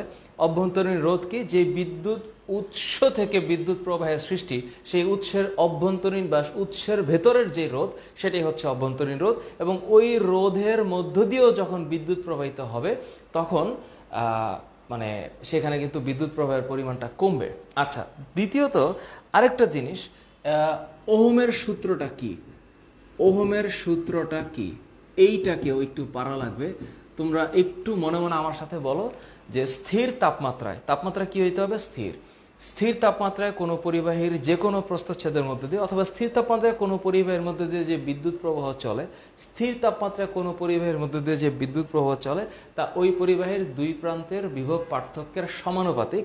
রোধের ব্যস্তানুপাতিক বলার দরকার নাই, বলবা বিভব পার্থক্যের সমানুপাতিক। এখানে রোধের ব্যস্তানুপাতিক আসে না। কেন আসে না? কারণ I is proportional two V দেওয়ার পরে ওই প্রপোর্শনাল টু চিহ্নটাকে সমান দিয়ে G ইন্টু ভি করলে G এর মান 1/r হবে। সো ওই R মানেই 1/r ইন্টু ভি মানে V/r হবে। সো ইন দ্যাট কেস ওহমের সূত্রটা একটু ভালো মতন পড়বা প্লিজ, এটা মাথায় রেখো। ওহমের সূত্রের পরে মানে সৃজনশীলের ক, সৃজনশীলের কয়ের ক্ষেত্রে এই চ্যাপ্টারে শেষের দিকে যদি এরকম প্রশ্ন আসে বিদ্যুৎ প্রবাহ কাকে বলে, তখন বিদ্যুৎ প্রবাহের সংজ্ঞায় বলবা যে কোনো পরিবাহীর যে কোনো প্রস্থচ্ছেদের মধ্য দিয়ে প্রতি একক সময়ে যে পরিমাণ আধান প্রবাহিত হয়, এই একক সময়ের জায়গায় তুমি যদি 1 সেকেন্ডেও লেখো তাতেও কোনো সমস্যা নাই, 1 সেকেন্ডে লিখলেও সমস্যা নেই। আরেকটা কথা, সেক্ষেত্রে আমার মনে হয় যে তোমাদের পরীক্ষার সৃজনশীলে এটা খুব ডিফিকাল্ট আসলে বলা। আসলে ইন দ্যাট কেস কয়ের ক্ষেত্রে আরেকটা জিনিস আমার মনে আসতেছে, ওই যে নিউট্রাল ওয়্যার, এরকম কি কোনো একটা সার্কিট আছে না সবার শেষে? এইটার ক্ষেত্রে তো কয়ের, আচ্ছা সার্কিট এবং ফিউজ, ফিউজটা একটু প্লিজ এটা পড়বা। ফিউজ কাকে বলে? যে এটা নিশ্চয়ই জানো যে ফিউজ হচ্ছে একটা সেফটি মেজারমেন্ট, যে একটা তার, হ্যাঁ একটা তার, সংকর ধাতুর তৈরি একটা তার, যেই তারটা নির্দিষ্ট বিদ্যুৎ প্রবাহের বেশি বিদ্যুৎ প্রবাহিত হলে এই তারটা উত্তপ্ত হয়ে গলে যাবে, এবং গলে গেলে বিদ্যুৎ প্রবাহটা অটোমেটিক বন্ধ হয়ে যাবে, এবং এই বন্ধ হয়ে গেলে ও যেই সার্কিটের সাথে বা যেই বিদ্যুৎ যন্ত্রের সাথে সে যুক্ত থাকে সেই যন্ত্রটাকে সেভ করবে। তাহলে বিদ্যুতের ক্ষেত্রে বা বিদ্যুৎ প্রবাহের ক্ষেত্রে ফিউজ হচ্ছে একটা নিরাপত্তামূলক ব্যবহার, যা একটা দুইটা ধাতুর সংমিশ্রণে তৈরি একটি ধাতুর সংকর। আমার ধাতু দুইটার নাম মনে নাই, সম্ভবত আমার মনে নাই, মনে হলে আমি বলছি। এটা খুব কমন দুইটা ধাতু, আমি মনে করতে পারছি না। এই ধাতু দুইটার সংকর তার, যেই তারের মধ্যে দিয়ে বিদ্যুৎ প্রবাহের মান তার নির্ধারিত মানের চাইতে বেশি গেলে সেটা বন্ধ হয়ে যাবে। নাম্বার 6, রোধের ক্ষেত্রে রোধ কাকে বলে জানো? যে পরিবাহীর যে ধর্মের জন্য এর মধ্য দিয়ে বিদ্যুৎ প্রবাহ বাধাগ্রস্ত হয় তাকে রোধ বলে। রোধ একটা ধর্ম। কাকে বলে? রোধ। রোধ হচ্ছে কোনো পরিবাহীর মধ্য দিয়ে বা মানে রোধের সংজ্ঞা বলবো যে কোনো পরিবাহীর যে ধর্মের জন্য এর মধ্যে দিয়ে বিদ্যুৎ প্রবাহ বাধাগ্রস্ত হয় তাকে রোধ বলে। আরো একটা ইম্পর্টেন্ট ডেফিনিশন তোমাদের মাথায় রাখা লাগবে, সেটা হচ্ছে আপেক্ষিক রোধ। কি রোধ? আপেক্ষিক রোধ কাকে বলে তোমরা জানো এটা, যে আপেক্ষিক রোধ এই কনসেপ্টটা আসছে রোধের সূত্র থেকে। রোধের সূত্রগুলো কি কি? রোধ কয়টা জিনিসের উপর নির্ভর করে? 4টা। সেটা হচ্ছে R is proportional to L, you know, যে দৈর্ঘ্য যদি বাড়ে তাহলে রোধ বাড়বে। আবার আর ইজ প্রপোর্শনাল টু 1/a, অর্থাৎ প্রস্থচ্ছেদের ক্ষেত্রফল যদি বাড়ে তাহলে রোধ কমবে, প্রস্থচ্ছেদের ক্ষেত্রফল কমলে রোধ বাড়বে। এই দুটোকে একসাথে করলে আমরা কি পাই? যে R equals to rho L by A. In that case এই যে rho equals to R A divided by L, অর্থাৎ আপেক্ষিক রোধের বা স্পেসিফিক রেজিস্ট্যান্সের সংজ্ঞা হবে একক দৈর্ঘ্য এবং একক প্রস্থচ্ছেদের ক্ষেত্রফল বিশিষ্ট কোনো পরিবাহীর যেই রোধ, আবারও বলছি, একক দৈর্ঘ্য এবং একক প্রস্থচ্ছেদের ক্ষেত্রফল বিশিষ্ট কোনো পরিবাহীর যে রোধ তাকে ওই পরিবাহীর আপেক্ষিক রোধ বলে। পারা যাবে? পারা যাবে। সুতরাং আপেক্ষিক রোধের সংজ্ঞা পারবা, হারানো ভোল্টেজ, অভ্যন্তরীণ রোধ, ওহমের সূত্র, বিদ্যুৎ প্রবাহ, ফিউজ, রোধ, আপেক্ষিক রোধ। সো এই সংজ্ঞার সাথে আপেক্ষিক রোধের সাথে আরেকটা জিনিস আছে, রোধ কিন্তু দুই প্রকার, একটা হচ্ছে ফিক্সড রেজিস্ট্যান্স, আরেকটা হচ্ছে ওই যে পরিবর্তিত রোধ যেটাকে রিওস্ট্যাট বলে। রিওস্ট্যাট, এই রিওস্ট্যাটটা একটু পরে রেখো, এটা হচ্ছে 8 নম্বর রিওস্ট্যাট। রিওস্ট্যাট কাকে বলে? পরিবর্তিত রোধ। আরো একটা জিনিস মনে রেখো, সেটা হচ্ছে সার্কিট ব্রেকার। সার্কিট ব্রেকার এগুলো কোথায় আছে? চ্যাপ্টারের শেষের দিকে দেখবা, এই চ্যাপ্টারের একদম পিছনের দিকে কিছু পরিমাণ আছে, লেখাপড়া আছে, সেটা তোমরা একটু প্লিজ মিস করো না। যে সার্কিট ব্রেকার হচ্ছে একটা নিরাপত্তামূলক মানে ব্যবস্থা, যেখানে বিদ্যুৎ প্রবাহের পরিমাণটা বেড়ে গেলে সে অটোমেটিক সে হচ্ছে যে চাবি খোলার মতন মানে বর্তনীটাকে অফ করে দেয়। অফ করে দিলে কি হবে? সে অতিরিক্ত বিদ্যুৎ প্রবাহটাকে পাস করে না, এবং পাস না করলে বা প্রবাহটাকে নিয়মিত না রাখে বলে সেটা একটা মানে বাড়ির মেন সুইচকে সে রক্ষা করে, অথবা পরবর্তীতে যদি কোনো বিদ্যুৎ উৎসের সাথে বা কোনো যন্ত্রের সাথে লাগানো হয় সেটাকে রক্ষা করে। সো আমার কাছে ক হিসাবে মানে সৃজনশীলের ক হিসাবে এই জিনিসগুলাকে মানে আমার কাছে গুরুত্বপূর্ণ মনে হয়েছে। এছাড়াও তুমি এই চ্যাপ্টারের টেস্ট পেপারের যদি প্রশ্নগুলোর দিকে খেয়াল করো, আই গেস প্রশ্নগুলোর দিকে তাকালে ক খ নিয়ে, তবে আমি এরপরে একটা ফেসবুক লাইভে ক এবং খয়ের ওপরেই মানে যা দরকার আছে এটার উপর একটা আলাদা ক্লাস নিব। ঠিক আছে, মৃদু স্যার আসছেন, ক্লাস নেবেন।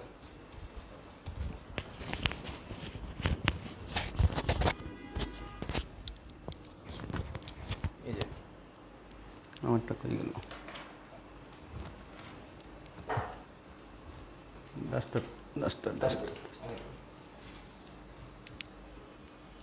Circuit breaker, voltage. ঠিক আছে স্যার, ধন্যবাদ। চা বিরতি তো হলো না, পানি বিরতি নিয়ে নিলাম আর কি। টিস্যুটা দেন।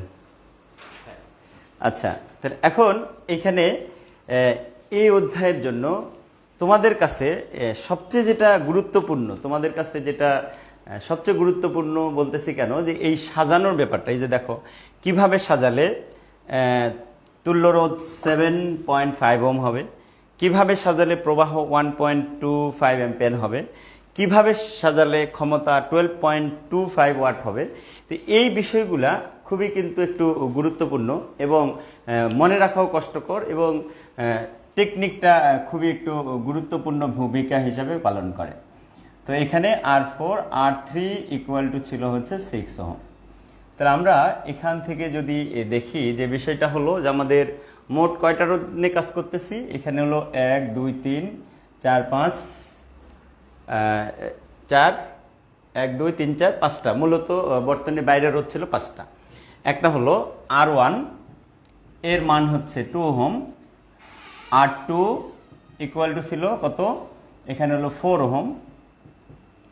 R3 ইকুয়াল টু হচ্ছে 6 ওহম। R4 ইকুয়াল টু হচ্ছে 3 ohm, R R5 equal to হলো 6 ওহম। মূলত বাহ্যিক যে 6টি রোধ নিয়ে কাজ করতেছি, সেই 6টি রোধ হচ্ছে 5টি রোধ হলো এটা, আর অভ্যন্তরীণ রোধ তো আছে যেটা 0.6। এখানে একটা জিনিস খুবই গুরুত্ব সহকারে লেখো। এখন কি লিখবা? যে সমান মানের দুইটি রোধ সমান্তরালে রয়, তুল্য রোধের মান অর্ধেক হয়। আবার বলতেছি, নোট, সমান মানের দুইটি রোধ সমান্তরালে রয়, তুল্য রোধের মান অর্ধেক হয়। এই কথাটা যদি তুমি মাথায় রাখো এবং কাজে লাগাও, দেখবা যে বর্তনীর অর্ধেক অংশ সলভ হয়ে গেছে। কিরকম?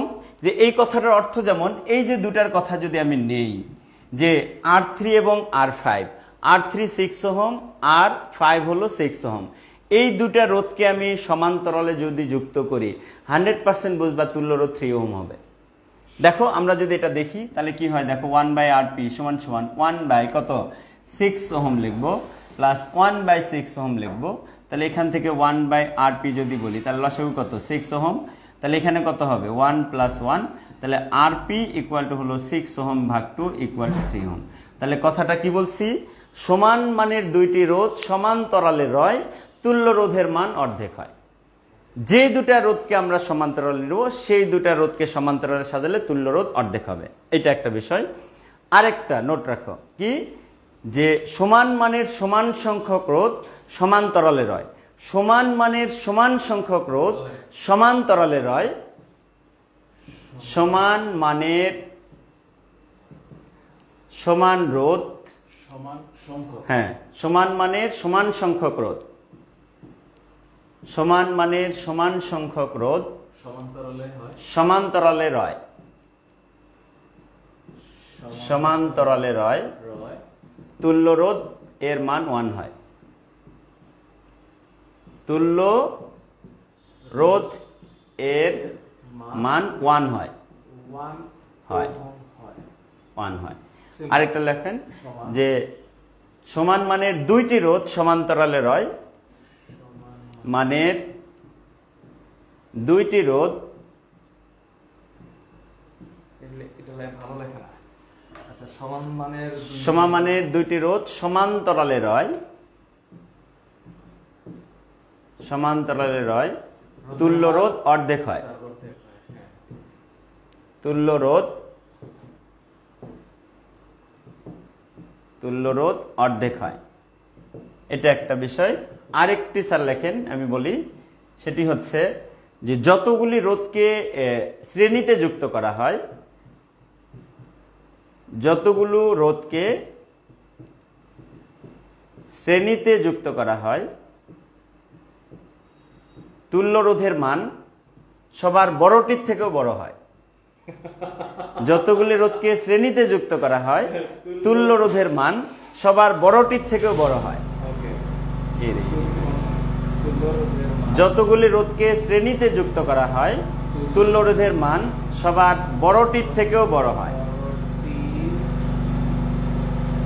থেকেও বড় হয়। কি বলে দেন, সাউন্ড একটু সাউন্ড হচ্ছে, তোমাদের টেনশনের কোনো কারণ নাই, আমরা আছি, ভয় পেয়ে আবার দূর দিও না, আমরা আছি। আরেকটি আছে স্যার, আরেকটি যে কতগুলি রোধকে সমান্তরালে সাজালে, কতগুলি রোধকে সমান্তরালে সাজালে সাজালে তুল্য রোধের মান সবার ছোটটার থেকেও ছোট হয়। কতগুলি রোধকে সমান্তরালে সাজালে তুল্য রোধের মান সবার ছোটটার থেকেও ছোট হয়, ঠিক আছে, সবার ছোটটার থেকেও ছোট হয়। লিখছি কিনা দেখেন তো। তোমরা লিখছে কিনা আশা করি লিখবা। আমার স্ক্রিনশট দিয়ে দিও না যে ফাহাদ স্যার মৃদুল স্যার মিলে দুজনে লিখছে। না, এটা তো হবে। হবে। একটু লেখা যাক, বিষয়টা হলো লেখা বোঝা যায় কিনা, লেখা বোঝা যায় কিনা সেটা একটু দেখে নেই, লেখা বোঝা যাচ্ছে কিনা। এতগুলা ভাবার কিছু নাই, এতগুলা ভাবার কিছু নাই। আমাদের তো এগুলা এক একটা করে পয়েন্ট, এটাকে একটা গুলি, এটা একটা গুলি যাবে, ঠিক আছে, এটা এক একটা করে গুলি। তো নিশ্চিত তোমরা এই 4টা বিষয় লিখে ফেলছো। কেন এই 4টা বিষয় বললাম? কারণ এই বর্তনীগুলা সাজানোর জন্য এই 4টা পয়েন্ট আমাদের মনে রাখতে হবে, যে কিভাবে সাজালে তুল্যরোধটা সহজে আমাদের মেন্টাল সেট আপ হবে। তো যেমন আমি ওই অর্ধেকটা তো দেখাইছি, সবার লেখা হয়েছে কিনা। যদি লেখা হয়ে থাকে তাহলে তো আমরা অফ করে দিচ্ছি, যদি লেখা হয়ে থাকে তাহলে অফ করে দিচ্ছি, আর যদি না হয় তাহলে একটু রাখতে হবে। স্যার একটু দেখেন ওরা লিখছে কিনা, লেখা হয়েছে কিনা। যদি লেখা হয়ে থাকে তাহলে আর সমস্যা নেই, ঠিক আছে। এবার আমি একটা একটা করে একটু দেখাই, জাস্ট 2 মিনিটে আমাদের শেষ হয়ে যাবে। যেমন এখানে একটা কথা বলছিলাম, সমান মানের সমান সংখ্যক রোধ সমান্তরালে রয়, তুল্য রোধের মান 1 হয়। যেমন যদি আমি বলি 1/Rp equal to 1/2 ohm plus 1/2 ohm, 2 ওহমের দুইটা রোধকে সমান্তরালে নিলাম। 2 ওহমের দুইটা রোধকে সমান্তরালে নিলে তুল্য রোধ কি হবে? 1/Rp সমান এখানে 2 ওহম, তাহলে এখানে 1 প্লাস 1, তাহলে এখানে Rp ইকুয়াল টু কত হবে? 2 ওহম ভাগ 2 ইকুয়াল টু 1 ওহম। এই যে দেখো 1 ওহম হয়ে গেছে। এখন যদি আমি 3 ওহম এর 3টা রোধ যদি নিই, 3 ওহমের 3টা রোধ, তাহলে 3 ওহমের যদি 3টা রোধ নেই তাহলে কি হবে? দেখো লসাগু 3, তাহলে 1 প্লাস 1 প্লাস 1, তাহলে Rp ইকুয়াল টু কত? 3/3 ইকুয়াল টু 1। একইভাবে যদি আমি 4টা রোধকে সমান্তরাল নেই, তাহলে 4টা রোধকে সমান্তরালে নিলাম, তুল্য রোধের মান কত হবে? 1 হবে। তার মানে কথার অর্থটা হলো যে সমান মানের সমান সংখ্যক রোধ সমান্তরালে রয়, তুল্য রোধের মান 1 হয়। এই হচ্ছে বিষয়। আর হচ্ছে যেমন 3টা রোধ নিলাম, R1 equal to 2 ohm, R2 equal to হলো 4 ohm, R R3 equal to হলো 6 ওহম। এখন এই 3টাকে যদি আমরা সিরিজে যুক্ত করি, 3টাকে সিরিজে যুক্ত করব, সিরিজে যুক্ত করলে 6 আর 4 10 2 12। এই 12 যে মানটা, সবচেয়ে বড় মান কত? 6 না? তো সবচেয়ে বড় মান 6, 6 থেকে বড় হবে। তাহলে সিরিজে যখন যুক্ত করব তখন তুল্য রোধটা হবে সবার বড়টার থেকে বড়। এখন যদি এইগুলাকে আমরা সমান্তরালে সাজাই, তাহলে 1/RP মান কত? 2 প্লাস 1/4 প্লাস কত হবে? 1/6। তাহলে এখান থেকে যদি 1/RP বলি, তাহলে এবার কত হবে দেখো, এখানে 2 4 6, লসাগু কত? 12। 12কে 2 দ্বারা ভাগ করলে 6, 12কে 4 দ্বারা ভাগ করলে 3, আর এটা কত হবে? এটা হচ্ছে 2। তাহলে আমরা এখান থেকে যদি বলি RP ইকুয়াল টু কত হবে? উপরে হলো 12 আর নিচে কত? 6 3 9 2 11। ভাগ করলে অবশ্যই 2 থেকে ছোট হবে, এতটুকু নিশ্চিত। তো এইভাবে সবচেয়ে ছোট মান কত ছিল? সবচেয়ে ছোট মান 2 ছিল। তো যেহেতু সবচেয়ে মান ছোট ছিল, তুল্য রোধের মান 2 থেকে ছোট হবে। এই কয়টা বিষয় আমাদের মনে রাখতে হবে। এখন এই কয়টা বিষয় যদি মনে রাখি, তাহলে আমরা মোটামুটি বর্তনীগুলা সাজাইতে পারবো। এখন দেখো, আমাদের এখানে 6টা রোধ, 6টা রোধকে এমনভাবে সাজাইতে হবে যেন তুল্য রোধের মান কত হয়? তুল্য রোধের মান 7.5 হয়। এই একটা বিষয়। অভ্যন্তর না, এখানে বর্তনীর তুল্য রোধ। বর্তনীর তুল্য রোধ বলতে যেটা বুঝাইছি সেটা হলো বাহিরের বর্তনীর তুল্য রোধ। এটা তো বর্তনীর সাথে সংযুক্ত, এটা ব্যাটারির সাথে সংযুক্ত। এই কোশ্চেনটা একটু খেয়াল করবে, বর্তনীর তুল্য রোধ মানে বাহিরের গুলা সাজাইতে হবে, এটা কিন্তু এই স্মল আর আসবে না। বর্তনীর তুল্য রোধ মানে বাহিরের তুল্য রোধ। তাহলে এখন এইখানে একটা জিনিস তোমাকে মাথায় রাখতে হবে। কি মাথায় রাখতে হবে? যে 7.5, তার মানে 7 এর কাছাকাছি আমাকে যাইতে হবে। তো 7 এর কাছাকাছি যদি যাই, তাহলে এখানে যদি আমি এই 6কে যদি সিরিজে নিয়ে বাকি যদি এই কটাকে সমান্তরালে রাখি, তাহলে কিন্তু 1.5 হতে হবে। আবার এই 3কে যদি রাখি, তাহলে বাকি কিন্তু 4.5 হতে হবে। এত দূর মান যাওয়া সম্ভব নয়। তাহলে সেক্ষেত্রে আমরা একটু ছোট করে আঁকানোর চেষ্টা করি। দেখো, এই দুটাকে একটু সিরিজে নেই। কোনটাকে? R1 এবং R2কে। তাহলে R1 এবং R2কে যদি আমি সিরিজে নেই, তাহলে এখান থেকে R1 এবং R2কে সিরিজে নিলাম। R1 এর মান হলো 2 ওহম আর R2 এর মান হচ্ছে 4 ওহম। তাহলে দেখো, অলরেডি কিন্তু আমি 4 আর 2 6 পেয়ে গেলাম। আর বাকি থাকে কত? 7 থেকে যদি 6 বাদ দিয়ে দেই, বাকি থাকে কত? 1.5। এখন আমাদের একটু টেকনিক খাটাইতে হবে যে বাকি যে 3টা রোধ আছে, 4 6 আর হলো কত? সরি 4 তো নিয়েছি, এখানে হলো 6 6 আর 3। এই যে 6 6 3 আছে। এখন দেখো, এই যে বললাম সমান মানের দুইটি রোধ সমান্তরালে রয়, তুল্য রোধের মান অর্ধেক হয়। এবার বলো তো, এই 6 আর 6কে যদি সমান্তরালে নিই, তাহলে তুল্য রোধের মান 3। ওই 3-এর সাথে যদি আরেকটা 3 যদি আমি সমান্তরালে নিই, তাহলে কত হবে? 1.5। তার মানে এই 6 আর এই 6 যদি সমান্তরালে নিই, তাহলে হবে 3। সেই 3-এর সাথে আরেকটা 3 যদি সমান্তরালে নিই, তাহলে হবে 1.5। তাহলে আমাদের এখানে সাজানোর হিসাবটা যেটা হবে সেটা হলো এরকম, যে এই অংশটাকে যদি আমরা এখানে সাজাই, কিভাবে? যে 6 ওহম আর হলো এখানে 3 ওহম। এই যে দেখো, তাহলে আমাদের মুখে মুখে হিসাব হয়ে গেছে। 6 আর 6 সমান্তরাল আছে, তুল্য রোধ কত হবে? 3। এই 3-এর সাথে আবার এই 3 যদি আমি সমান্তরাল নিই, তাহলে এখানে দেখো অবশ্যই 1.5 হবে। তাহলে সেক্ষেত্রে বর্তনীর তুল্য রোধটা আমাদের কি হলো? তাহলে এই অংশটা পেয়ে গেলাম আমরা কত? তাহলে এখন যদি বর্তনীর তুল্য রোধ বলি, তাহলে এখানে 2 ওহম প্লাস এখানে কত? 4 ওহম প্লাস 4 আর 2 6, এখানে 100% 1.5 ওহম হবে। কারণ আমার সূত্রই বলে দিচ্ছে, যে সূত্র এখন বলছি স্যার লিখছে, সেই সূত্রই বলে দিচ্ছে এই 3টা মিলে অবশ্যই 1.5 হতেই হবে। তাহলে 4 আর 2 6 আর হলো 1.5, তাহলে RS এর মান হলো 7.5 ওহম। তাহলে আমাদের এই কোশ্চেনের অ্যান্সারটার জন্য যে কিভাবে সাজাইলে বর্তনীর তুল্য রোধের মান 7.5 হবে, তাহলে 100% তোমরা চিন্তা করবা 4 এবং 2 থাকবে হলো সিরিজে, আর বাকি যে 3টা রোধ থাকবে সেই 3টা রোধ থাকবে হচ্ছে সমান্তরালে।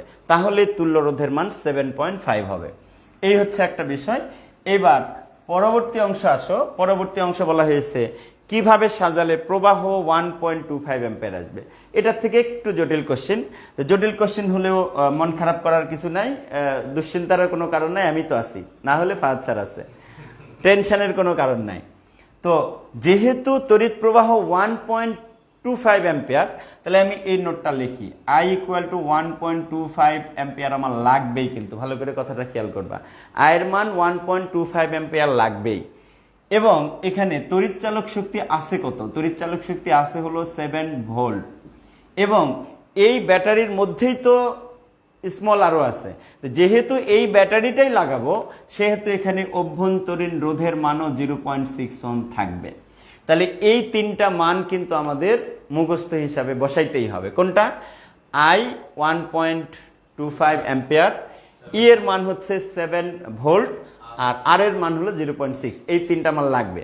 এখন তাহলে বাকি থাকলো কি, যে এই আর এর মানটা কত দরকার।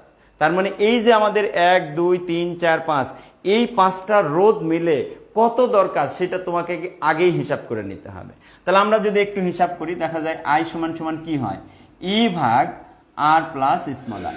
আমরা যদি এটাকে একান্তরকরণ করি তাহলে কি হবে, দেখো, R plus small r equal to কি হবে, ই ভাগ আই। এবং আর সমান যেটা হবে ই ভাগ আই, এই মাইনাস আরটা চলে আসবে এখানে। তাহলে এবার দেখো, আর সমান ই এর মান কত, ই এর মান হচ্ছে 7 ভোল্ট, আই এর মান হচ্ছে 1.25 অ্যাম্পিয়ার মাইনাস 0.6 ওহম। তাহলে আমাদের এখান থেকে আর ইকুয়াল টু সম্ভবত 5 ওহম হয়। 7 ভাগ 1.25 5। তাহলে আমাদের এখান থেকে একটা জিনিস বিষয় বের করে ফেললাম, যে এই রোধগুলাকে আমাদের এমন ভাবে সাজাইতে হবে যেন তুল্য রোধের মান কত হয়, তুল্য রোধের মান যেন 5 হয়। এটা মাথায় রাখতে হবে আমাদের, ঠিক আছে। এইবার আমরা চলে আসি কিভাবে সাজাবো। কিভাবে সাজাবো সেই বিষয়টা যদি দেখি, তাহলে দেখো আমাদের অস্ত্র কোন জায়গায় কি অবস্থা আছে। অস্ত্র আছে এখানে একটা 2 ওহম, এখানে একটা 4 ওহম, আর এখানে একটা কত আছে 6 ওহম।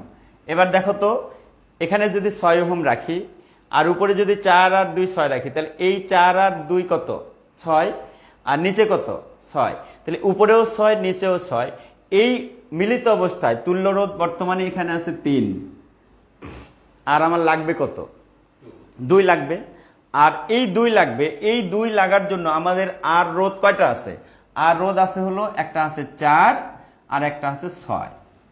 কারণ এখানে 4 নাই, আমাদের 4 নিয়েছি অলরেডি, 4 2 4 6 নিয়ে গেছি। তাহলে আমাদের 3 এবং 6 বাকি আছে, 3 এবং 6 বাকি আছে। তাহলে এই 3 এবং 6 যদি আমরা হিসাব করি, যে আরেকটা কথা বলছি, সমান মানের দুটি রোধ যদি সমান্তরালে রয় তাহলে তুল্য রোধের মান সবার ছোটটার থেকেও ছোট হয়।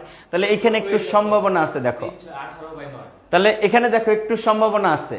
কিরকম সম্ভাবনা আছে, কারণ এই দুটাকে যদি সমান্তরালে সাজাই তাহলে তুল্য রোধের মান কিন্তু 3 থেকে ছোট হওয়ার সম্ভাবনা আছে। তাহলে আমরা আরেকটু সূত্র একদম শুরুতে বলেছিলাম যে দুটা রোধকে যদি সমান্তরালে সাজানো হয়, উপরে গুণফল ভাগ যোগফল। তাহলে গুণফল, তাহলে 3 আর 6 গুণ করলে কত, উপরে 18, 3 আর 6 যোগ করলে কত 9, তাহলে 18 ভাগ 9 মানে 2। তাহলে অবশ্যই তাহলে কি করতে হবে, যে এই দুটাকে আবার আমাদেরকে সমান্তরাল নিয়ে আসতে হবে। এই দুটাকে যদি আমি সমান্তরালে নিয়ে আসি, তাহলে এখন এখানে 3 ওহম আর এটা হলো 6 ওহম। এইবার যদি আমি এখানে যুক্ত করে দিই তাহলে কি হবে, দেখো, এই যে আমাদের বর্তনী হয়ে যাবে 5 ওহমের। কারণ এখানে কত আছে, এখানে হলো 7 ভোল্ট আছে আর 0.6 ওহম আছে। এই হলো অবস্থা। তাহলে আবার একবার বলি, খেয়াল করো, যে 2 আর 4 যোগ করলে 6, সেই 6 এর সাথে 6, তাহলে 6 6 সমান্তরাল অবশ্যই 3, আর এখানে 3 6 18, তাহলে এখানে হলো 18 ভাগ 9 ইকুয়াল টু হলো 2। তাহলে এই দুটা মিলে হলো 2 ওহম, আর এখানে 6 আর 6 মিলে 3, এই যে 3 আর 2 যোগ করলে 5 হবে। এইভাবে যদি তোমরা ক্যালকুলেশন করো তাহলে অবশ্যই এখানে বর্তনীর তড়িৎ প্রবাহ অবশ্যই কত 1.25 অ্যাম্পিয়ার আসবে। কেন আসবে, কারণ আমরা 2.15 অ্যাম্পিয়ার দিয়েই তো কত বের করছি, 5 বের করছিলাম। তাহলে এখানে আর না আসার কোনো কারণ নাই। এই হচ্ছে বিষয়। এবার আমরা এর থেকে আরেকটু জটিল যে বিষয়টা সেটা যদি নিয়ে আসি, সেটা দেখো, এর থেকে আরেকটু জটিল বিষয় যেটা হচ্ছে কিভাবে সাজালে ক্ষমতা 12.25 ওয়াট হবে ক্ষমতা। তাহলে আমি একটা জায়গাতেই ফিক্সড করে ফেলছিলাম প্রবাহ P ইকুয়াল টু কি I square into R, I square into R. তো যদি আমি এখানে দেখি যে I স্কোয়ার ইন্টু আর, এই আর মানে কি, এই আরটা মানে হলো বাহ্যিক রোধ, কিন্তু এখানে যেহেতু প্রবাহ যুক্ত আছে, তাহলে প্রবাহ যদি যুক্ত থাকে তাহলে কি হবে, আবার প্রবাহের একটা হিসাব আমাদের করতে হবে। তো যদি প্রবাহের হিসাব আমি এখানে না করতে চাই, কারণ প্রবাহ আমি তো চাচ্ছি না, সরাসরি আমি আর কোনো সূত্র ব্যবহার করতে পারবো কিনা, আমি তো এখানে ক্ষমতা দেওয়া আছে, সেই ক্ষেত্রে আমরা এই সূত্রটা যদি ব্যবহার করি তাহলে P equal to V square ভাগ আর, এই একটা সূত্র আছে P equal to V square ভাগ আর। তাহলে ভি মানে কি তড়িৎচালক শক্তি, তাহলে ভি ব্যবহার না করে আমরা কি ব্যবহার করব, এখানে ই স্কোয়ার, আর আর মানে কি আর প্লাস স্মল আর। এবার দেখো আয়ের আর কোনো ঝামেলা নাই, কারণ আমরা আই চাচ্ছি না, তো আমরা চাচ্ছি ক্ষমতার সাথে রোধের সম্পর্ক, ঠিক আছে। তাহলে এবার P equal to V square ভাগ আর, ভি বলতে এখানে ই বোঝানো হচ্ছে, আর আর মানে কি, আর বলতে এই বাইরের রাত, তার সাথে কত স্মল আর এরও মান এখানে যুক্ত অবস্থায় আছে। তাহলে এইবার এখান থেকে খেয়াল করো, তাহলে R plus small r equal to কত হবে, ই স্কোয়ার ভাগ পি, আর আর ইকুয়াল টু হবে তাহলে ই স্কোয়ার ভাগ পি মাইনাস কি হবে স্মল আর। তাহলে আমরা এখান থেকে আর ইকুয়াল টু যদি ধরি, তাহলে ই এর মান কত ছিল 7 ভোল্ট, তারপর square equal divided by P এর মান কত ছিল, পি এর মান হচ্ছে 12.25 ওয়াট মাইনাস 0.6 ওহম। তাহলে আমরা এখান থেকে আর ইকুয়াল টু যেটা পাবো সেটা সম্ভবত 3.4 সম্ভবত হবে, 3.4 ওহম। এই বর্তনীটার বাহিরের যে ভোল্টেজ ওহম হইতে হবে, বাহিরের যে রোধ হইতে হবে, তার পরিমাণটা হচ্ছে 3.4 ওহম। এবার এখানে একটা কিন্তু মজার কাহিনী আছে, অ্যান্সার কিন্তু তোমরা একদম নিজেরাই বলে ফেলতে পারবা। কি কারণে বলে ফেলতে পারবা জানো, কারণ এইখানে আমাদের এই দুটার তুল্য রোধ কিন্তু 2.4 আগের থেকে ছিল, ভালো করে খেয়াল করবা। আমার দরকার হচ্ছে 3.4 ওহম, কিন্তু এখানে এই দুটো অর্থাৎ 4 এবং 6 এর তুল্যরোধ কিন্তু 2.4 ছিল। দেখো তো এই 3.4 এর সাথে এই 2.4 এর একটু মিল খুঁজে পাচ্ছ না? তাহলে এই 3.4 এর সাথে যদি এই 2.4 এর একটু মিল খুঁজে পাও, তাহলে 3.4 থেকে 2.4 যদি বাদ দিয়ে দাও, তাহলে আর 1 ওহম আমার দরকার, 1 ওহম খুঁজে বের করতে হবে, দায়িত্ব তোমাদের। বাকি আছে 3টা রোধ, মানে 3 বলে 3 রান, কোনো টেনশনের বিষয় না। 3 বল ইকুয়াল টু 3 রান, তার মানে 3 বলে 3 রান। আমাদের কি কি 3 বল আছে, এই যে দেখো, একটা বল আছে হচ্ছে 2, আরেকটা আছে কত, এখানে কত যেন ছিল, এখানে ছিল 6, আর এখানে হলো 3। তাহলে আমাদের বল আছে 3টা, 2, 3 আর 6। এখন এই 2, 3 আর 6 এই 3টা মিলে 1 হয় কিনা এটাই হতে হবে। যদি 1 হয় তাহলে আমাদের শেষ, হ্যাটট্রিকও হয়ে যাবে, আমাদের কাজও হয়ে যাবে। দেখো এবার হয় কিনা, আমার মনে হয়ে যাবে। কেন হয়ে যাবে? কারণটা হলো যে 3টা রোধকে যদি সমান্তরাল যুক্ত করলে তুল্য রোধের মান তো সবার ছোটটাতে ছোট হবে, এটা তো বলছি আমরা। তাহলে এখন আমরা যদি সাজাই, তাহলে 1/RP সমান সমান কত, 1 কত এখানে 2 প্লাস কত 1/3 প্লাস 1 কত ওখানে হলো 6।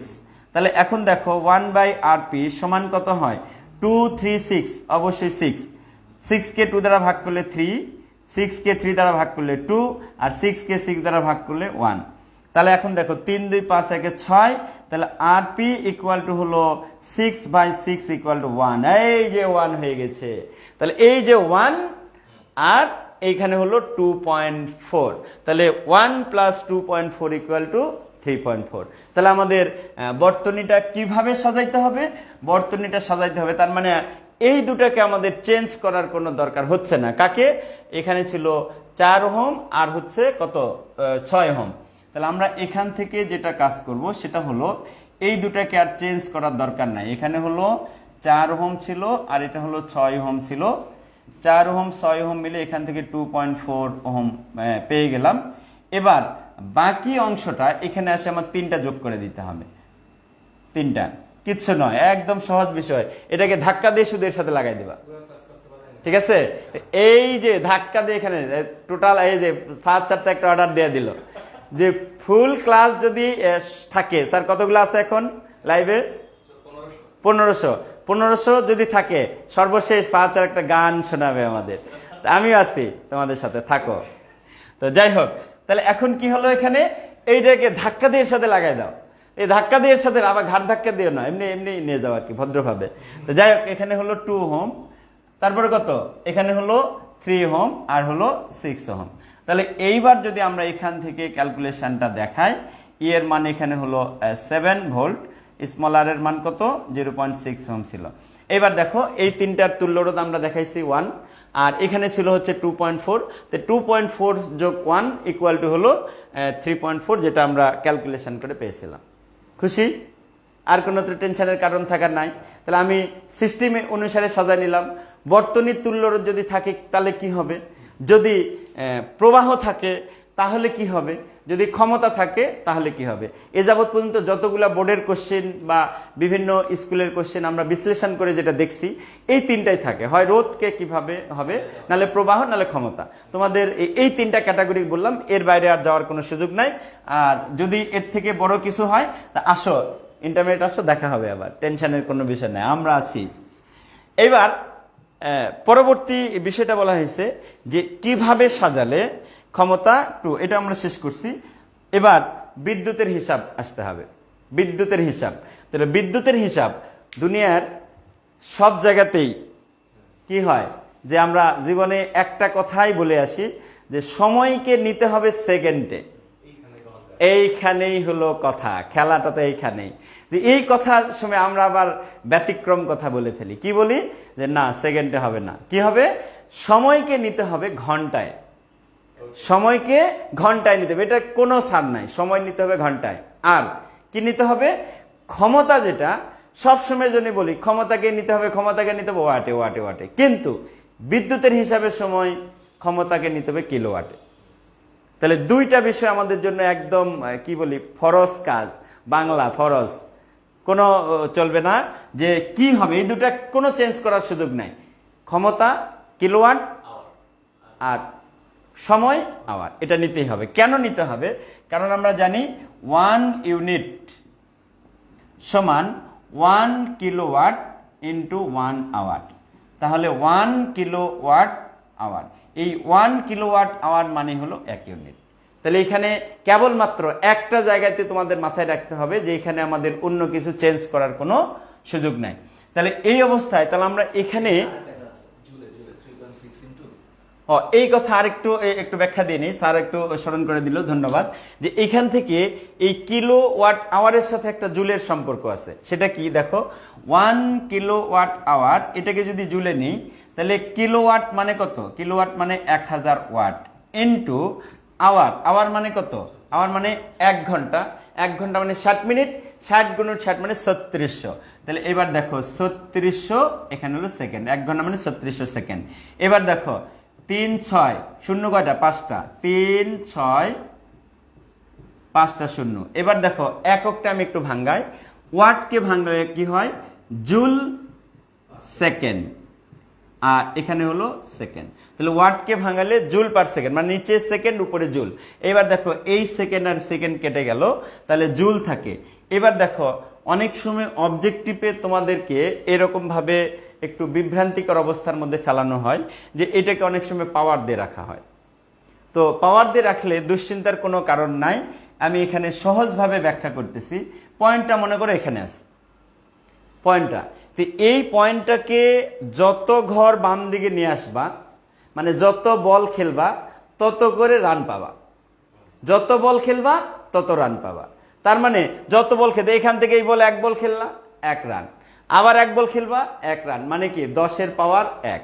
তাহলে আমরা যদি এখান থেকে শুরু করে এই দশমিকটাকে এখানে নিয়ে আসি তাহলে কি হবে দেখো, 3 6 0 0 0 0, আগে ছিল 5টা, এবার 4টা, গুণন, এবার 10 টু দি পাওয়ার 1 হলো। এই যে 1 বল খেলছি 1 রান, এই 1 রান কি 10 রান, ঠিক আছে, 10 এর পাওয়ার 1 মানে 10 রান। টেনশনের কোনো কারণ নাই, স্যার 1 রান আবার 10 কিভাবে হয়, হবে হবে ভুলবশত হবে, কি ওভার বাউন্ডারি আর হলো ছক্কা, কিংবা দেখা গেল যে একবারে উইকেটও নাই, কাজও হয়ে গেছে। এবার এই দশমিক যদি এখানে আসে তাহলে কি হবে, আরো একটা 10-এর পাওয়ারের সাথে 2, তাহলে এখানে কত হবে 36000 দশমিক এখানে চলে আসছে, তাহলে কত হবে ইন্টু 10-এর পাওয়ার 2। তাহলে এইভাবে যদি দশমিকটাকে আমরা যত বাম দিকে সরে নিয়ে আসবো, পাওয়ারের পরিমাণ তত বাড়বে। তোমাদের অনেক সময় ক্যালকুলেটারে একটু ঝামেলা থাকে, যে কোনো ক্যালকুলেটার দেখা গেল যে 2 ঘর পর দশমিক আছে, পাওয়ার একটা কম বেশি হয়েছে, অথবা 1 ঘর পর দশমিক আছে, পাওয়ার কম বেশি হয়েছে। তো যদি তোমরা চেঞ্জ করতে পারো তাহলে করবা, যদি কোনো চেঞ্জ করতে না পারো তাহলে আমার পরামর্শ হলো ক্যালকুলেটরে যা আসে তাই লিখে দিয়ে চলে আসবা, অ্যান্সার ঠিক আছে। ঠিক আছে, এটা নিয়ে বিভ্রান্তি হওয়ার কিছু নাই, স্যার ওর তো অ্যান্সার 10⁴ আসছে, আমার 10⁵ আসলো কেন, ওটা কোনো বিষয় না। বিষয়টা তুমি দেখবা তাহলে এখানে পয়েন্টের কম বেশি হয়েছে, হর পয়েন্ট ওর 1 ঘর আগে ছিল, নাহলে তোমার পয়েন্ট 1 ঘর আগে, দুটার অর্থ একই। তাহলে এইভাবে যদি আমরা আসি তাহলে এখানে দেখো 1 2 3 4 5 6, তাহলে কারো যদি এরকম 10⁶ ইন্টু 10⁻, আমি কয় ঘরে আসছি 1 2 3 4 5, তাহলে এখানে 10⁵ জুল। এখন যদি কারো এরকম ক্যালকুলেটর আসে 3.6 ইন্টু 10⁶, তাহলে এখানে 1 2 3 4 5 6, তাহলে এখানে যখন আমরা 6 ঘর চলে আসলাম তাহলে 10-এর পাওয়ার হয়ে গেল 6। তো এখানে এটাও কারেক্ট, এটাও কারেক্ট, এটা আমি যতগুলো লাইন লিখছি প্রত্যেকটা লাইন এখানে কারেক্ট। এখানে আলাদা করে ভাবার কিছু বিষয় নাই যে স্যার এটা আমরা কোনটা কি লিখবো। এখন দেখা গেল যে অবজেক্টিভের রোমান হবে 1 আর 2 কারেক্ট, 2 আর 3 কারেক্ট, 1 2 3 তিনটাই কারেক্ট, টেনশনের কোনো কারণে বেসিক ক্লিয়ার রাখতে হবে। তো বেসিক ক্লিয়ার রাখলে তুমি এখান থেকে 100% শিখতে পারবা। তো যাক, এই হলো একটা বিষয় আসলো। এবার এখানে আসো, যেটা বলতেছিলাম 1 কিলোওয়াট আওয়ার, 1 কিলোওয়াট আওয়ার মানে অবশ্যই 1 ইউনিট। তাহলে এখানে কোশ্চিন বলা হয়েছে এই বর্তনীটার ক্ষমতা কত। তাহলে ক্ষমতা যদি আমরা বলি তাহলে P = সূত্র কি, P = E² ভাগ, কিংবা যদি বলি I² × R হবে, সমস্যা নাই, I² × R, তাহলে I² ইন্টু কি R প্লাস স্মল r দিতে হবে, কারণ এই রোধটাও তখন কাউন্ট করতে হবে, কারণ এখানে ক্ষমতা আছে। তাহলে এখানে P = কত হবে, I এর মান 1, তার উপর স্কয়ার, আর R এর মান কত ছিল, R এর মান ছিল, আর এই দুটার যোগফল একবারেই সম্ভবত ছিল হচ্ছে কত 7, তুল্য রোধ ছিল 7 ওহম। তাহলে এখানে কত হবে, P = হলো 7 ওয়াট, 7 ওয়াট। তাহলে এই 7 ওয়াটকে আমাদের কি করতে হবে, কিলোওয়াটে নিতে হবে। তাহলে 7 ওয়াটকে যদি কিলোওয়াটে নেই তাহলে 7 গুণন 10⁻³ কিলোওয়াট, এটা একটা বিষয়। আবার অনেক সময় দেখা যায় যে এটাকে ভাগ করলে 7 দিয়ে 1000 ভাগ করলে 0.007, এটাও হতে পারে, দুটার অর্থ একই। আর সময়টা কি, এখানে বলা হচ্ছে প্রতিদিন 12 ঘন্টা করে চলবে। তাহলে প্রতিদিন 12 ঘন্টা করে চলবে।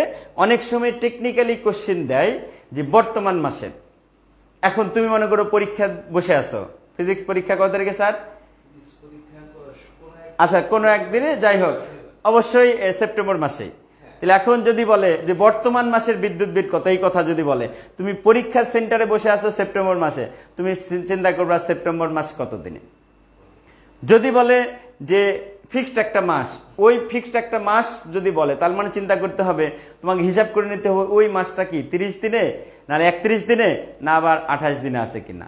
এবং এই যে হাতের যেটা আমরা জানি জানুয়ারি ফেব্রুয়ারি মার্চ এপ্রিল, উঁচা মানে কি, উঁচা মানে হলো এই যে এইভাবে, এই যে মানে January February March April, February March April May June July August September October November December, উপরের গুলা হচ্ছে 31 দিনে, নিচের গুলা 30 দিনে। আর যদি ইংলিশে একটু ভালো হয়ে থাকে ওই যে 30 days সেপ্টেম্বর এপ্রিল জুন আর নভেম্বর, দরকার হলে মেরে দিবা, এটা তাহলেও হবে। ঠিক আছে, ওই অনুসারে যে মাথায় থাকে। তবে বিকিআর কোনটা, আচ্ছা 24 তারিখে, তো 24 সেপ্টেম্বর ফিজিক্স পরীক্ষা, তাহলে অবশ্যই সেপ্টেম্বর মাস হিসাব করতে হবে। তাহলে 30 days সেপ্টেম্বর, এই যে ফার্স্ট ডে হলো 30 days সেপ্টেম্বর মানে 30 দিন হয়ে গেল। আর যদি কখন আবার বলে ফেব্রুয়ারি মাস, এই ফেব্রুয়ারি মাসটা আবার একটা ঝামেলা, কারণ আবার লিপিয়ারের জন্মবার্ষিকী আছে নাকি, হইলে তো তার মজা 4 বছর পর পর হবে না, দুঃখ, প্রতি বছর না হয়ে তার 4 বছর পর পর হয়, ওইটা আবার হিসাব করে নিতে হবে যে কোন সাল বললো কোন মাস বললো, এই জায়গাগুলো একটু মাথায় রাখতে হবে। এইগুলা মাথায় রাখলে আর ভুল হবে না। তাহলে আমরা সেপ্টেম্বর মাসেই হিসাব করি, সেপ্টেম্বর মাস হলো 30 দিন গুণন 12, তাহলে কত হবে 3 12 36 আর হলো 0 এত আওয়ার। তাহলে আমরা এখান থেকে পি এর মান পেয়ে গেলাম 7 গুণন 10⁻³ কিলোওয়াট, আর টি এর মান হলো 30 গুণন 12, তাহলে 3 12 36, 360 ঘন্টা। এখন ডব্লিউ ইকুয়াল টু কি? ডব্লিউ ইকুয়াল টু আমরা জানি হলো পিটি। তাহলে এখান থেকে ডব্লিউ ইকুয়াল টু পি এর মান হচ্ছে 7 গুণন 10⁻³ কিলোওয়াট ইন্টু কত? 360 আওয়ার। তাহলে আমরা এখান থেকে ডব্লিউ ইকুয়াল টু যদি বলি 7 গুণন 10⁻³ গুণন 360 ইকুয়াল টু কত হয়? 2.52 এত হচ্ছে কিলোওয়াট আওয়ার। এই যে কিলোওয়াট আওয়ার আছে, একবার আমরা লিখে দেব ইউনিট। এখন ইউনিট বলা হয়েছে, প্রতি ইউনিটের মান 10 টাকা। এখানে যা থাকবে সেটাই তোমার লিখবা। তো প্রতি ইউনিটের মান 10 টাকা, তাহলে এখন কি 1 ইউনিটের মধ্যে যদি 2.5 10 টাকা হয়, এত ইউনিট একদম 5 এর ঐকিক নিয়ম। একটি ডিমের দাম এত টাকা হলে 5টি ডিমের দাম কত? 10 দ্বিগুণ। যাক, তাহলে আমরা একবারে বলবো মোট খরচ বা মোট বিদ্যুৎ বিল কত হবে? 2.52 গুণন কত? এখানে 10 ইকুয়াল টু কত হবে? 25.2 টাকা। কি বলো, এতক্ষণ থেকে ক্যালকুলেশন মাত্র 25 টাকা, এটা হইলো কথা? এতক্ষণ মধ্যে হিসাব করলাম একটা বর্তনী, যে বর্তনীতে মাত্র বিদ্যুৎ খরচ হয়, সেও আবার এক মাসে 25.2 টাকা। যাক, এইভাবে ক্ষুদ্র ক্ষুদ্র ভাবে যুক্ত হইতে হইতে তো বাসায় অনেকগুলা বর্তনী থাকে, অনেকগুলা রোদ থাকে, অনেকগুলা ফ্রিজ থাকে, অনেকগুলা টিভি থাকে, সবগুলা মিলে দেখা গেল যে 2000 3000 5000 হয়ে যায়। টেনশনের কারণ নাই। এটা নিয়ে আবার তোমার বাবা মা ইয়ে করে দিও না, যা আমার হিসাব করে দেখছি স্যার মাত্র 25 টাকা বিল হয়। এটা কিন্তু করার দরকার নাই। কারণটা হচ্ছে যে এখানে অনেক কিছুই থাকে, আমরা এখানে রোদগুলা কম দিয়েছি, যার কারণে এ হয়েছে, এই হলো বিষয়। যাক, আমরা মোটামুটি প্রায় শেষের দিকে আসছি, এটাও শেষ। এবার একটু টানাটানির খেলা আছে, ঠিক আছে? কিরকম টানাটানির খেলা আছে সেটা হচ্ছে, রোধের সূত্র আমরা কি জানি? রোধের সূত্র যেটা জানি সেটা হচ্ছে যে আর সমান রো এল ভাগ এ। তাহলে আর সমান রো এল ভাগ এ, এটা একটা বিষয়। আর হচ্ছে কোন একটা রোধ, রো হচ্ছে ওই তারের উপাদানের আপেক্ষিক রোধ, এল হচ্ছে দৈর্ঘ্য, আর এ হচ্ছে ক্ষেত্রফল। এখন আমি কোশ্চেনটা বলেছি যে R2 রোধকে নিয়ে, তাহলে R2 এর মান ছিল হচ্ছে 4 ওহম। R2 রোধের মান হলো 4 ওহম, এটা হলো প্রাথমিক অবস্থায় রোধ। এখন এর দৈর্ঘ্য মনে করো ধরে নিলাম যে এল, রোধ হচ্ছে 4 ওহম আর দৈর্ঘ্য হচ্ছে এল। এটা তামার তৈরি বা যে কোনো একটা তারের তৈরি বা লোহার তৈরি, যেটাই হোক না কেন, যার মধ্যে দিয়ে বিদ্যুৎ প্রবাহিত হবে। এখন এর ক্ষেত্রফল হচ্ছে এ। এখন এই তারটাকে যদি আমি টেনে লম্বা করি, স্থিতিস্থাপকতা, কারণ যে কোনো একটা জিনিসকে আমরা যখন টানবো তখন তার প্রস্থচ্ছেদের ক্ষেত্রফল অবশ্যই কমে আসবে এবং তার ব্যস্তানুপাতিক হারে কমবে। এটা মানে যেভাবে আমি এটা বাড়াবো ওইটা ঠিক সেই অনুসারে কমবে। তাহলে আদি ওই রোধটার দৈর্ঘ্য যদি এল হয়, ক্ষেত্রফল যদি এ হয়, তাহলে পরবর্তী এল প্রাইম ইকুয়াল টু যদি 2L হয়, তাহলে কোশ্চেন বলছে টেনে দ্বিগুণ করা হয়েছে। তো টেনে যখনই দ্বিগুণ করা হবে তাহলে এ প্রাইম ইকুয়াল টু হবে অবশ্যই a/2। মানে যত গুণ লম্বা করব তত গুণ কম হবে, মানে তত গুণ ভাগ, মানে এখানে 2 গুণ মানে 2 দিয়ে ভাগ হবে আর কি। যদি এখানে 3 দিয়ে গুণ করি তাহলে 3 দিয়ে ভাগ হবে, এটা মাথায় রাখতে হবে। যতটুকু বা যে অনুসারে, মানে ওই যে একটা কথা আছে না যে যতটুকু পানিতে নামা ততটুকু ভেজবা, তো সেই অনুসারে যদি আমরা বলি তাহলে এখানে যতটুকু তুমি টানবা ততটুকু কমে যাবে। তো যাই হোক, তাহলে আমরা এখানে পারলাম। এখন যেহেতু একই তার নেওয়া হয়েছে, তাহলে একই তার নেওয়া হলে উপাদানের আপেক্ষিক রোধের কোনো পরিবর্তন হবে না। দৈর্ঘ্য ক্ষেত্রফলের চেঞ্জ হবে কিন্তু আপেক্ষিক রোধের কোনো চেঞ্জ হবে না, তার মানে রো এর পরিমাণ ঠিক থাকবে। তাহলে এখন যদি আমরা এখান থেকে R2 ইকুয়াল টু রো এল ভাগ এ লিখি, এটা 1 নম্বর সমীকরণ। পরবর্তী বলি R2 প্রাইম, এই R2 প্রাইমটা হচ্ছে R2 এর পরবর্তী রোধ। তাহলে R2 প্রাইম সমান তাহলে কি লিখবো? Rho L prime divided by A prime, এটাকে আমরা 2 নম্বর সমীকরণ বলি। তাহলে এখন এই দুটো সমীকরণ থেকে আমরা যদি বলি তাহলে কি হবে দেখো, R2 prime divided by R2 সমান, এখানে যদি লিখি তাহলে রো এল প্রাইম ভাগ এ প্রাইম ইন্টু ঘুরাই দিলে এ চলে যায় উপরে আর রো এল চলে আসে নিচে।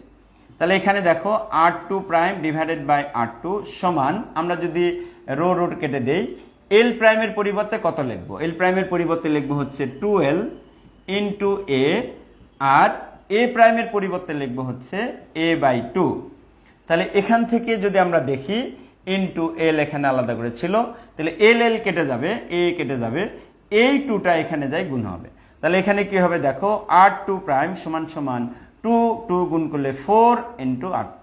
তাহলে এখান থেকে r2 prime equal to 4 into r2 এর মান আগের থেকেই 4 ওহম ছিল, ইকুয়াল টু 16 ওহম। তাহলে ওই তারটির পরবর্তী রোধ হবে 16 ওহম।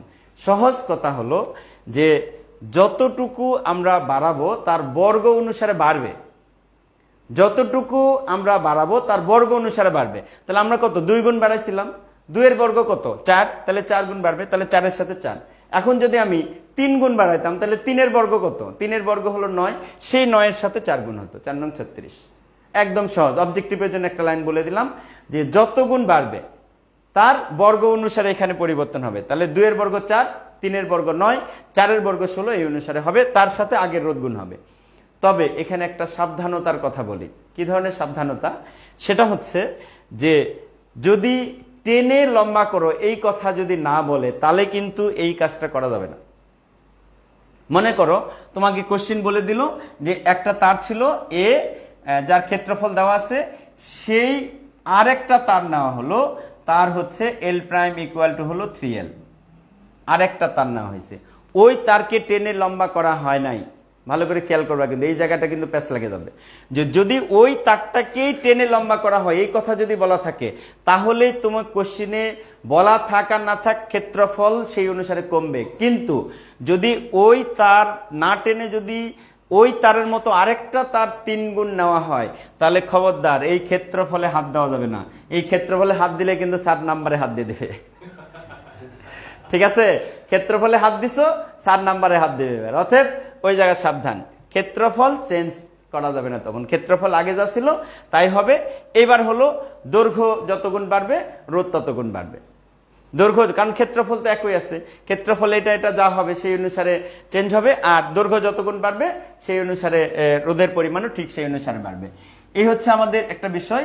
এবং আরেকটা কোশ্চেন আমরা বলতে বলতেও হয়তো মানে মাথায় হয়তো সেই মুহূর্তে আসেনি, তারপরে বলি কোনটা, সেটা যে বাসা বাড়িতে 4 নম্বর কোশ্চেন সবসময়ের জন্য একটা দেখা যায় যে বাসা বাড়িতে ব্যবহার উপযোগী একটা বর্তনী তৈরি করে সেই বর্তনীর তড়িৎ প্রবাহ কত সেটা নির্ণয় করো, এটা একটা বিষয়। তাহলে এইরকম কোশ্চেন যদি থাকে শেষে, তাহলে এখানে যতগুলি রোধ থাকবে সবগুলি রোধকে সমান্তরাল যুক্ত করে দেবা। তাহলে আমাদের 5টা রোধ ছিল, তাহলে এই 5টা রোধকে সবগুলো আমরা সমান্তরাল যুক্ত করে দিব, যুক্ত করে দিয়ে সেই অবস্থায় তুল্য রোধ বের করে আবার তড়িৎ প্রবাহ হিসাব করে আমরা বের করব। এটা হলো একদম ঘ নম্বরে একটা কমন কোশ্চেন হিসাবে থাকে যে বাসা বাড়িতে ব্যবহার উপযোগী একটি বর্তনী তৈরি করে সেই বর্তনীর তুল্য রোধ কত সেটা নির্ণয় করো বা তড়িৎ প্রবাহ কত সেটা নির্ণয় করো, এই হচ্ছে বিষয়। এবং আরেকটা জটিল বিষয় থাকে যে তোমাদের ওই যে একটা বর্তনী বাসা বাড়িতে একটা সার্কিট আঁকাইতে বলে। তাহলে আমার একটু পরামর্শ হলো, যদি এরকম কোশ্চিনে কোনো বোর্ডে আসেই থাকে, পারতপক্ষে ওটা অ্যান্সার করবা না। কেন করবা না? কারণ এখানে বাসা বাড়িতে সার্কিট চিত্র এই সে আঁকাইতে গেলে তোমার অনেক সময় নষ্ট হয়ে যাবে। তো যেহেতু অনেক সময় নষ্ট হয়ে যাবে সেই অনুসারে তুমি এই কাজটা করবা না। না করে সবসময়ের জন্য অ্যান্সার করার চেষ্টা করবে হলো ম্যাথমেটিক্যালি অ্যান্সার, ম্যাথমেটিক্যাল, গণিত। গণিত ফিজিক্স মানে গণিত, এটা নিয়ে কোনো কথা হবে না। ফিজিক্স মানে গণিত, এখানে তুমি ইতিহাস লিখবা, ফিজিক্স মানে ইতিহাস নয়, ফিজিক্স মানে হলো গণিত। তুমি ম্যাথমেটিক্যাল কাজ করবা, 3 এ 3 4 এ 4।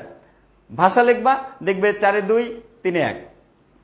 দরকার নাই তো, এই অনুসারে আমার দরকার না। আমার দরকার হচ্ছে 30 এ 30। এবং আরেকটা জিনিস গুরুত্বপূর্ণ খেয়াল রাখবা যে আমাদের 30-এর মধ্যে 30 পাইতে হবে, 15-এর মধ্যে 15 পাইতে হবে, তার মানে 45 এ 45। আর 45 এ 45 পাইতে হলে মানে 100 তে 100। তোমাদের জন্য এবার খুবই একটা গুরুত্বপূর্ণ সুযোগ হলো 8টা কোশ্চিনের মধ্যে অ্যান্সার করতে হবে 3টা। চয়েসের যথেষ্ট সুযোগ আছে, সেহেতু এটা নিয়ে তোমাদের মানে বিচলিত হওয়ার কিছু নাই। আর সিলেকশনটা সুন্দরভাবে করতে হবে যাতে সহজ সহজ কোশ্চিন অ্যান্সার করতে পারি, 30 এ 30 যাতে পেয়ে যায়। এবং 15-তে 15, 15-তে 15 মানে আরো সহজ ব্যাপার।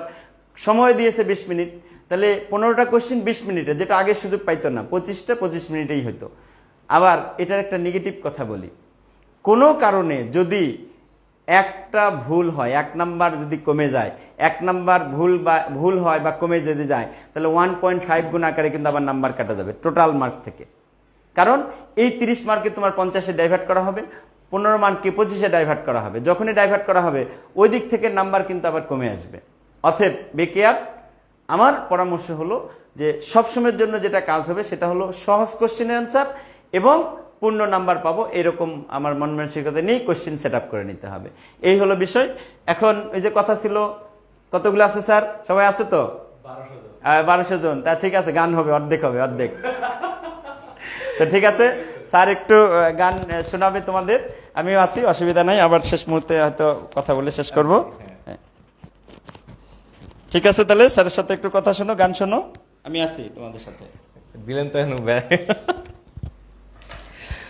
এই রাতের বেলা 9:10 শুরু করছিলাম লাইভ, এখন বাজে হচ্ছে প্রায় 11টা, 11:15। 2 ঘন্টার কথা ছিল, 2 ঘন্টা হয়েছে, 2 ঘন্টার বেশি হয়েছে। আমি জানতাম আজকে ক্লাসটা এরকম হবে এবং আল্লাহর অশেষ রহমত, আমার এখানে ইন্টারনেটের সমস্যা আল্লাহর রহমতে ছিল না এবং কারেন্টও ঠিক ছিল।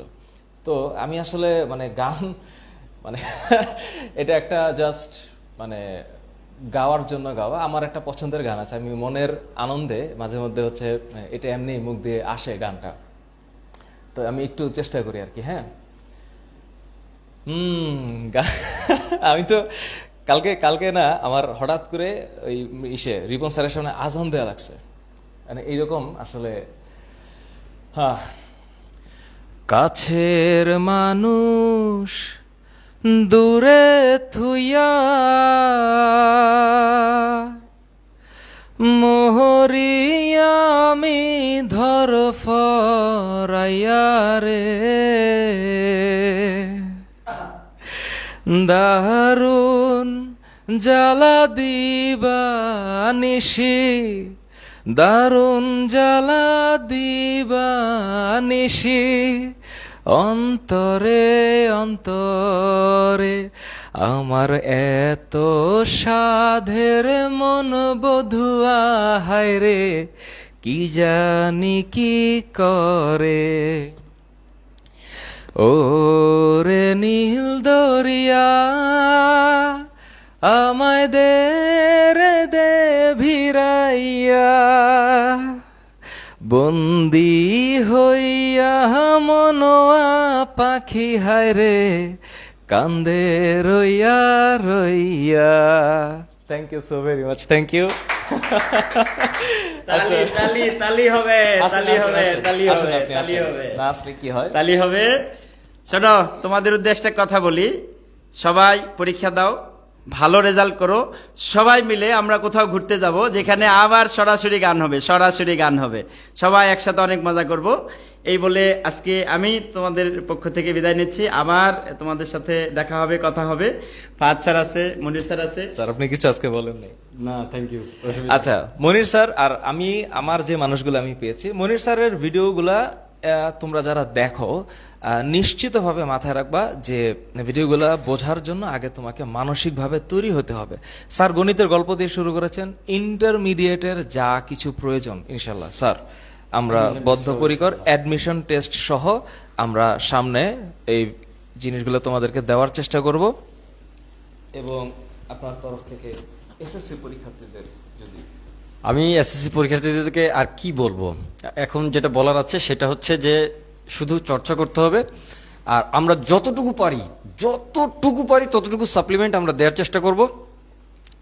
বিন্দুমাত্র সময় আমাদের মধ্যমণি নষ্ট করছেন না, আমরাও চেষ্টা করছি যে জাস্ট তোমাদের ভালো ফলাফলটা আমাদের জন্য প্রত্যাশিত এখন, আর কিছুই বলার নেই। আর কত দূর পর্যন্ত গণিত পদার্থবিদ্যায় যেতে হয় আমরা তত দূর পর্যন্ত তোমাদের সাথে থাকতে চাই। অসংখ্য ধন্যবাদ, আমার আর কিছু বলার নেই। থ্যাংক ইউ স্যার, অনেক রাত হয়েছে, ঘুমাও। আমি কালকে সকালে কোয়েশ্চেন দিব, পরীক্ষা দিবা চলতরিতের উপর। আর হ্যাঁ, গ্রুপের মধ্যে নোটটা শেয়ার করো, আমি একটু দেখবো কতটুকু লেখছো। আমি জানি আজকে 2 ঘন্টা 15 মিনিটের লম্বা ক্লাস হয়েছে, বাট আমি চাই তোমরা ভালো মতো শান্তি মতো লিখে শেষ করো। ভালো থাকো, শান্তিতে থাকো, জীবনটা অনেক লম্বা, সামনে ইন্টারমিডিয়েট পড়ে আছে, lords of things are coming. Okay, আল্লাহ হাফেজ।